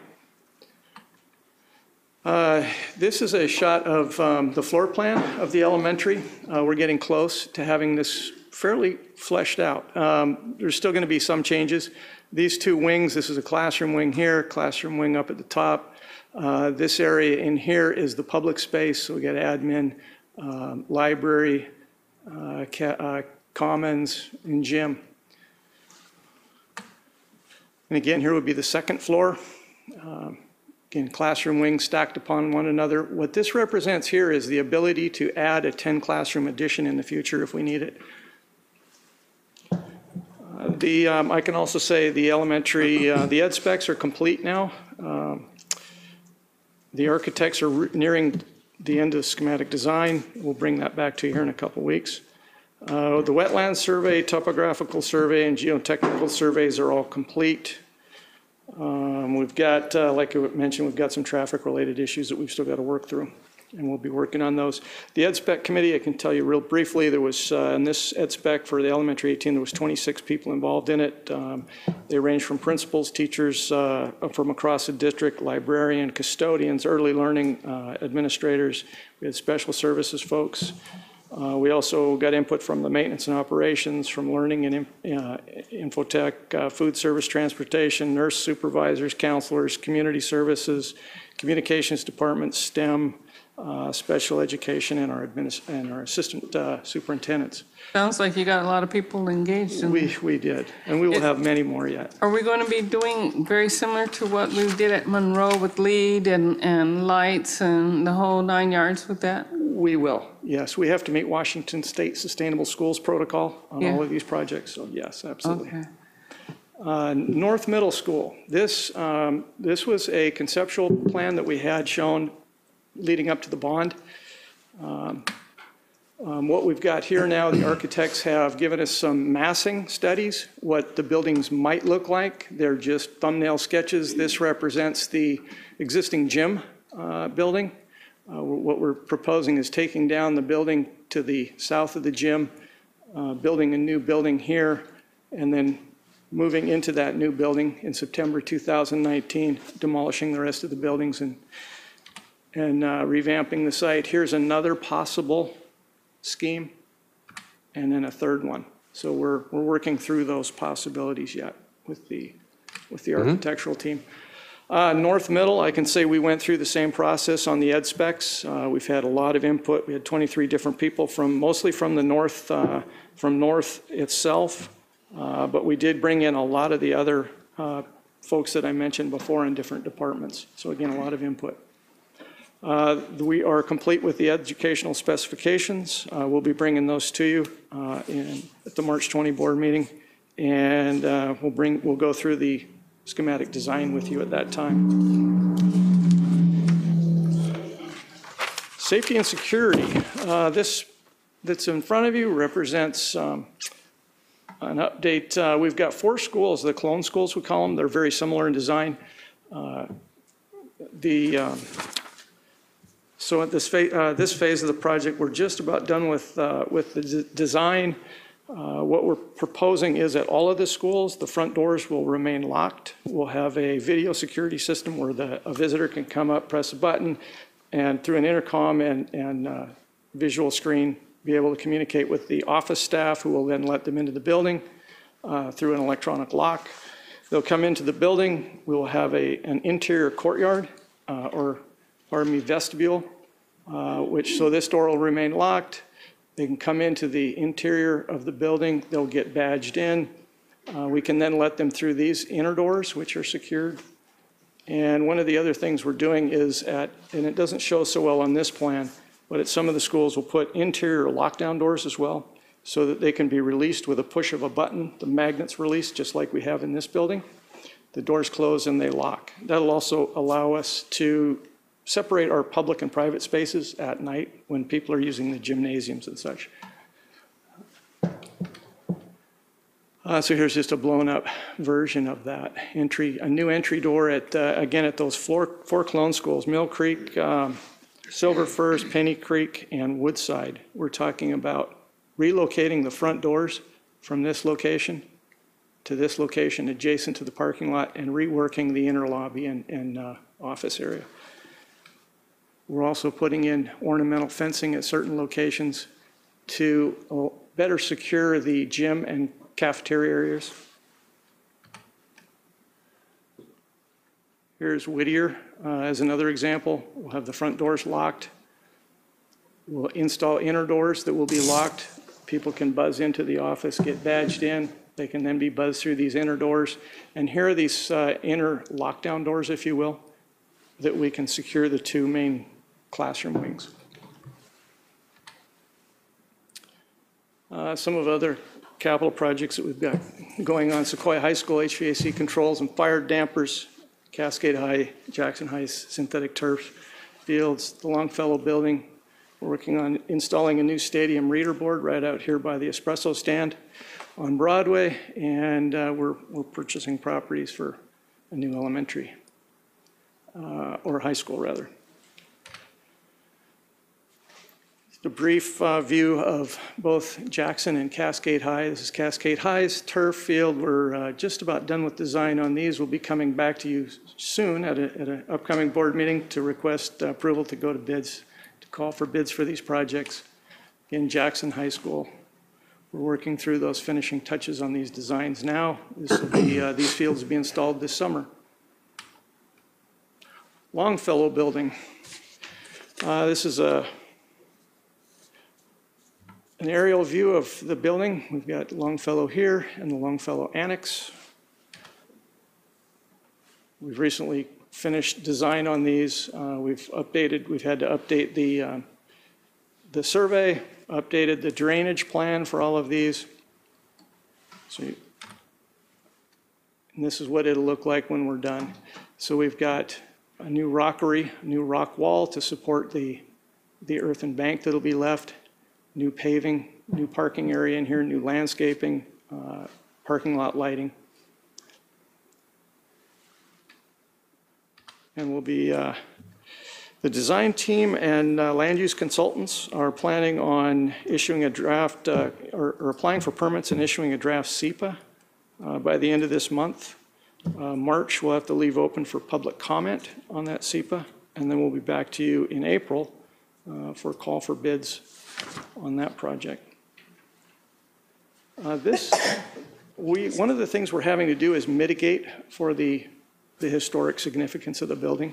We're talking about possibly putting in an interpretive sign that would be along Oaks on the corner of Oaks and 37th.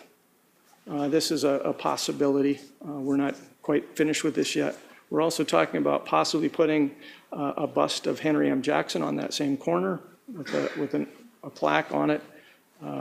There's a possibility, Brian Sullivan at the county has indicated to us that he might be willing, or will try and get us some money for that as well, maybe between $25,000 and $50,000 to help with this piece. So we'll be pursuing that as well.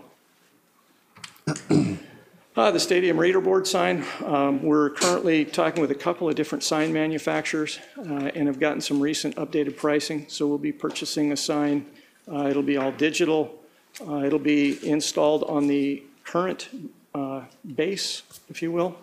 This base is existing, and this is right over here on the off of Broadway by our little espresso stand.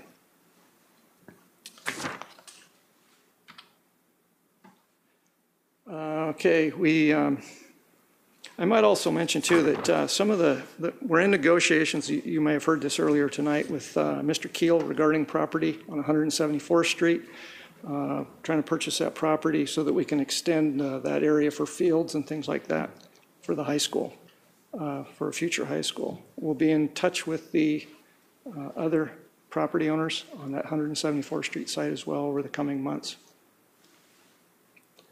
So again, we talked about capital projects up tonight, future bond planning for educational and the educational specification and schematic design we'll bring back to you on March 7th. On March 21st, we'll bring back the safety and security update. And again, North's ed spec and schematic design, we'll come and talk to you about that on April 11th.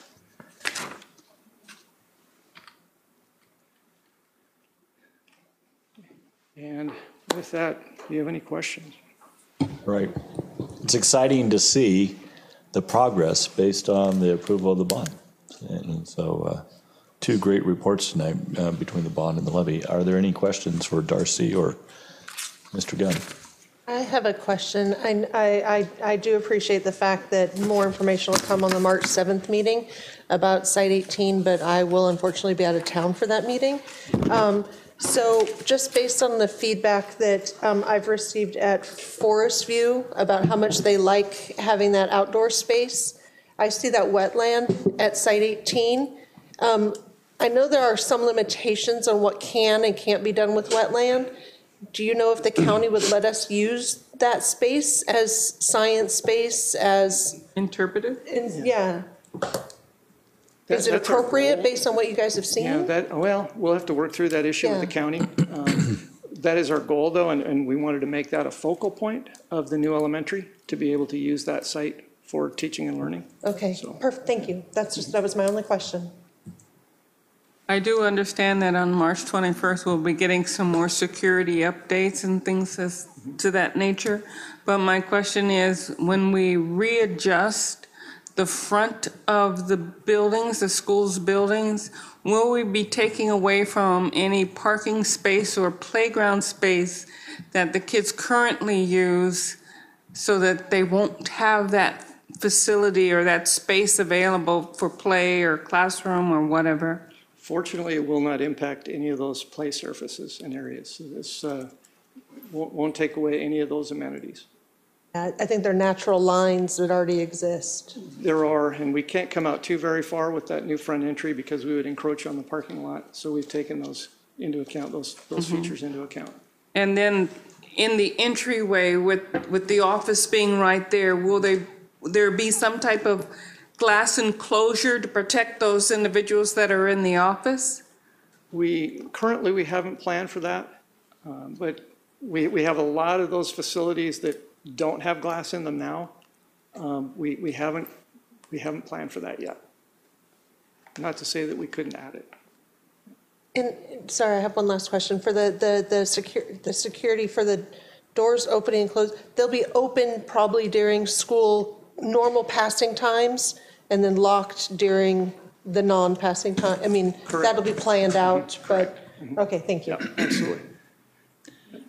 That's how we expect it would be used. Certainly, the actual behaviors that would occur in the schools would be a function of what the staff is told to do, and there are some of those protocols that we're still working on, and actually, what we do is build buildings, and so we will be working with the safety committee of the district to have them help us with the operational aspects of how we function in the buildings. One other thing I can mention too about safety and security, we're actually looking at a card access system for all of our schools as well.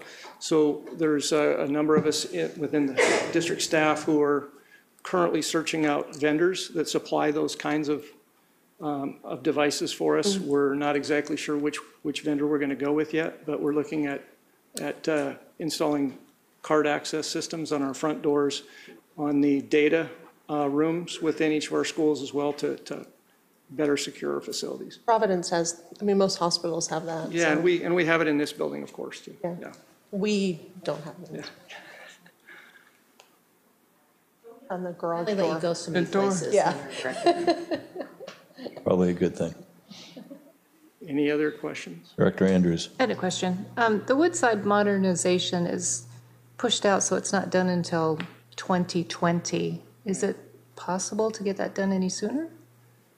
One of the reasons we pushed it out that far, and yes, we could, but one of the reasons we pushed it out that far was to allow the new school to be constructed. We could then take some students, maybe 100, 150 students out of Woodside and move them to the new school. That would free up hopefully an entire building at Woodside, which would then allow us to go through and modernize those buildings quicker and easier and with less disruption to the learning than otherwise might happen.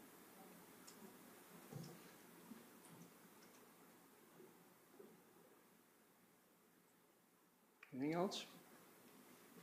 All right. Thank you. Thank you for the update. And again, we're going to have 4 more times, it sounds like, to, yes, we'll be back. to ask probing questions. So thank you. Great March. We're now at a section 11.0. We've come to the second time slot in our agenda for public comments. Dr. Cohn, do we have any? There are no requests for public comment. All right. We're now at section 12.0, unfinished business, and we have no unfinished business scheduled for this evening, which brings us up to new business, section 13.0. And we have one policy reading. 13.1 is policy 1140. It's a first reading for you. We provided you some edits to the policy that would permit the staff at Sequoia High School to be able to bring you a student rather than in the sophomore year and the junior year. Basically because we have experienced, since we've established the student representative to the school board, problems finding students who could stick with us the entire term of 2 years. So this basically makes makes one adjustment to the policy, one substantive adjustment to the policy, and that same adjustment to the procedures, which are my responsibility, of course, and then also cleans up some of the original language that we really don't need in there anymore. Larry and the folks at Sequoia and Robert have done a nice job prepping this and trying to make the fewest number of changes in order to get the particular job done. Larry, do you want to add anything to that? I think he's done a more than thorough job. Do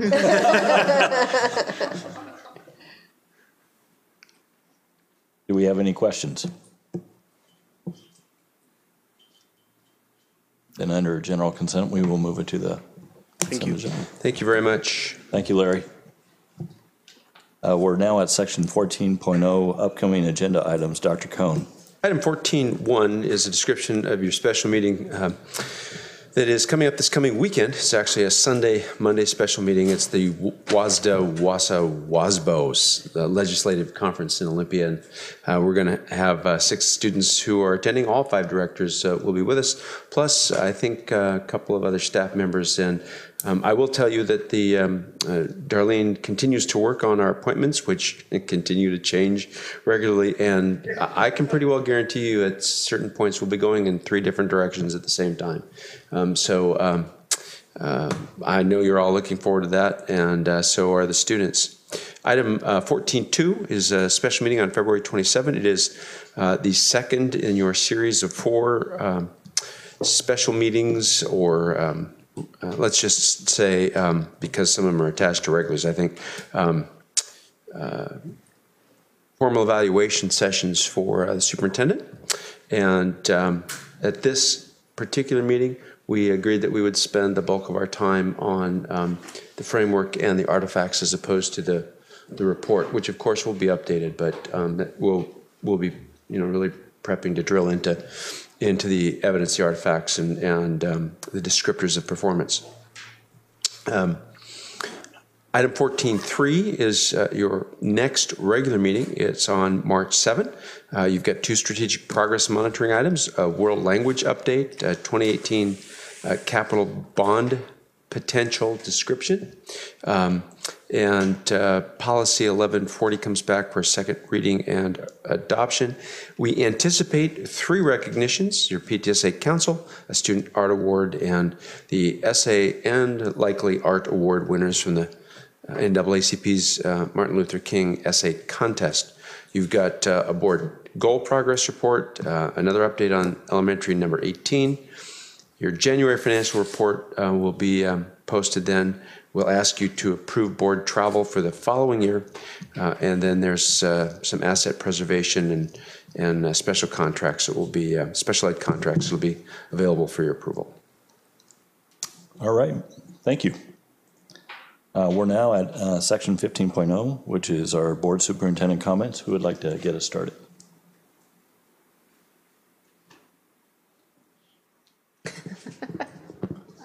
Amy. So I just want to say thank you for the recognition for being part of the Herald. And I can honestly say that when Mr. Bala came up to me and told me about the interview, I didn't think much of it. I didn't know much about it. And then on Monday, there was no school. And then we came back on Tuesday. So many teachers congratulated me, and my parents told me they were proud. And it's just a great feeling to see that all my hard work kind of paid off. And I have teachers even to this day. One of them saw me in the hallway. I've never met him before, but they stopped me. They're like, "I really liked your article," and it's just amazing to see that a lot of people read it and get recognized for it. Also, the EHS bowling team won a state this, I think, either Friday or Saturday, and I haven't seen any of them yet, so I'm not sure how it went, but they might have gone second place, or they might have been last year. And the EHS drama department has started their rehearsals for The Little Mermaid, and I heard that rehearsals are very tough. They are going to be working from right after school until 8 p.m. So I hope for the best for them. And I can say I'm so excited for the legislative conference. I read what Dr. Cohn sent us, and the 3 presentations today just made so much sense and made me realize that what we are doing and what we're going to go do just makes such a difference, and I hope that we do have an impact on what they think.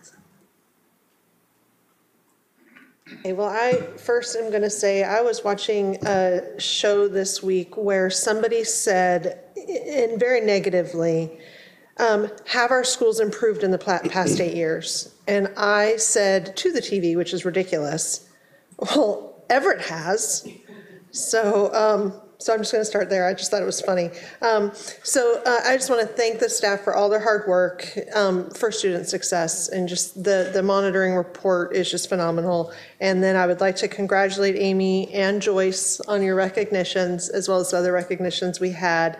I was able to go with Carol to the Sequoia Saucer, and they just do beautiful work there for each of their kids, and just so impressed at their presentation and what they do. And then I had the Forest View parent breakfast. Larry and I were there, and just want to give you some key things. One of the parents is a recent transplant from Chicago, where she has 9 periods in high school and PE for all 4 years of high school. So said that was much a shock to her. But she specifically said when they moved here, she has a kindergartner at Forest View, that she liked Everett's reputation versus North Shore. So I know that we hear sometimes against Mukilteo and Kamiak. I was sort of pleased to hear that comparison with North Shore. We had a Mexican immigrant family. He's an engineer, and in Mexico, his children his oldest went to a French school. And so French, Spanish is a dual language. Now here, Spanish in the home. They don't know how to continue the French, but English at school. And I tried to encourage him to he and his wife to get involved in our Latino community. And then a mother who reported she has kids in all levels of school, including a child in the Air Force now. And then a mom who educates her children in Everett, even though she teaches in North Shore, but educates her children here specifically for that. And her husband's a teacher at Jackson, so then it all works out. But anyway, the parents there love our district, as you all know that know that school. But one thing that I hadn't heard before that Director Lassane I thought you might like is they have a coaching club. So for the kids of special needs or that have behavior problems, the first thing in the day they meet with a teacher who centers them and before they go into the classroom. And one of the parents there has a child with multiple disabilities, Tourette's, ADD, and something else. And she said that is the best part of his day, and that he is able to be successful in his highly capable class. And oh my God, I told Larry that, Pam would love to know about this, about how they're helping kids with that social emotional stuff.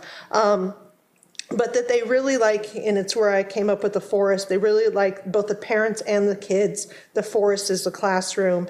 And both the kids and the parents said that school is like a family, and it really is the best part of the kids' day. But I have to tell you about the kids. They were all grades. The principal did a great job of getting diverse parents and diverse kids, and they were mostly the kids of the parents, which was fine. But they are learning something right now that it's inclusiveness. So they said the strengths of their school, they are all friends, that there's no bullying, that they have elevators for kids with wheelchairs. They like the robotics club. They find their teachers supportive. They like the sports. Their teachers care. There's no gossip. The staff is so nice. They see the collaboration of the staff. And then their hopes. They want a second recess because math is too stressful. But they want ramps and working doors for kids with disabilities to make it more accessible. They want more integration at lunch with the kids with disabilities because right now they all sit at their own tables. They want other sports at recess that allow for the kids to have with disabilities to play with them. They want a playground that is more welcoming and able to be inclusive of kids with and without disabilities. And I know we hear it in the saucers, but they want more math support. That was coming from the kids. And this is my favorite, from a girl that didn't want to talk very much. I guess at lunch once a week they have trivia questions. And sometimes if you miss lunch for some reason, she would like the trivia questions more than once per week because it keeps the kids engaged and learning about it at their lunch. But their inclusiveness and their caring about, and they've got a behavior program there and a big accessible classroom there. But every single one of these kids just had hearts of gold, and it was the most beautiful meeting I've had with kids before. So it's lovely. Thank you. Vivek. Sure. So I'd like to start by congratulating Amy on her award. I had to miss the recognition, but very much congratulations to you. And also, I'm very much looking forward to the legislative conference this weekend. I know we received some not so positive news today about the Senate bill, but I think that just gives us more motivation to go out and do the work that we're supposed to do. Andrews. Given the late hour, I will just quickly say thank you to the staff for very informative presentations tonight. Our district is doing some phenomenal things, and I will just defer my comments till next meeting.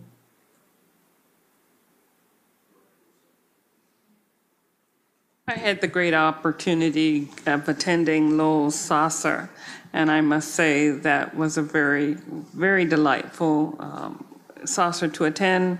Very informative. The work that they have done is outstanding, and they're continuing to wow me. So I look forward to the next year's saucer from them.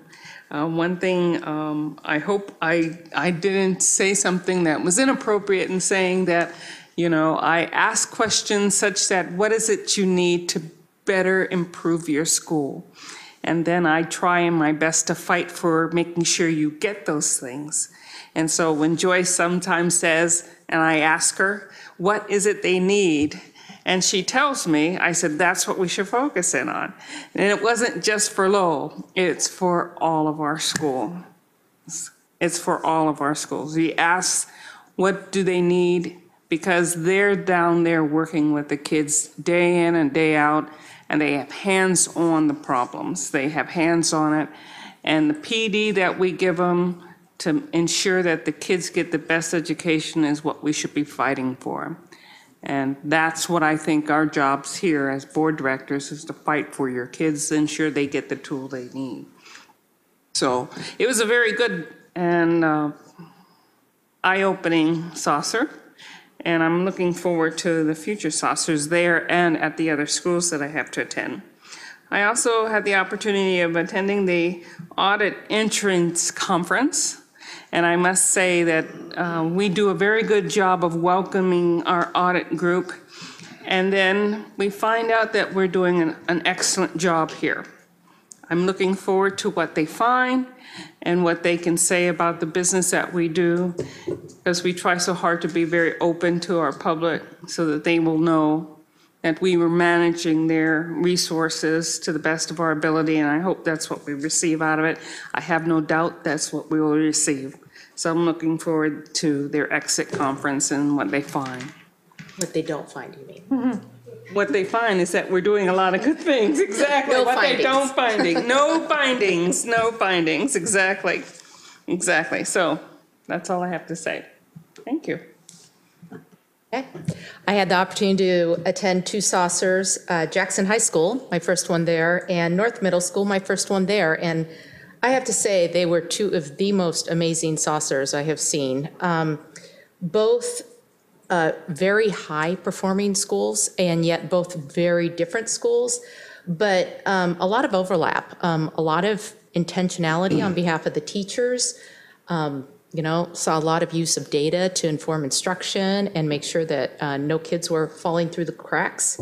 And something new that I'm hearing a lot more this year is the backward planning, sort of beginning with the end in mind and working toward that goal in their planning. So it was a really great opportunity. I always appreciate, I sort of have my schools, you know, in my area, but I always appreciate the opportunity to go to different places because we have a very diverse district. And then I just want to give a quick shout out to Leanna way in the back and Mike up here. I had an opportunity to pop onto the bond and levy pages updated. They look great. Very intuitive compared to where we began. and I so appreciate the effort to be able to have our public see what we're doing and where we're going. And I haven't looked at everything in detail, too much other reading to do today, but I look forward to that. So thank you. Dr. Cohn.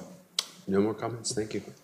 I'll make my comments brief. I had the opportunity to go to the Garfield parent meeting with the directors, and that was wonderful. And one of the things that is emerging in the elementary schools is certainly more interpreters. That's something that certainly at Garfield that was a real need.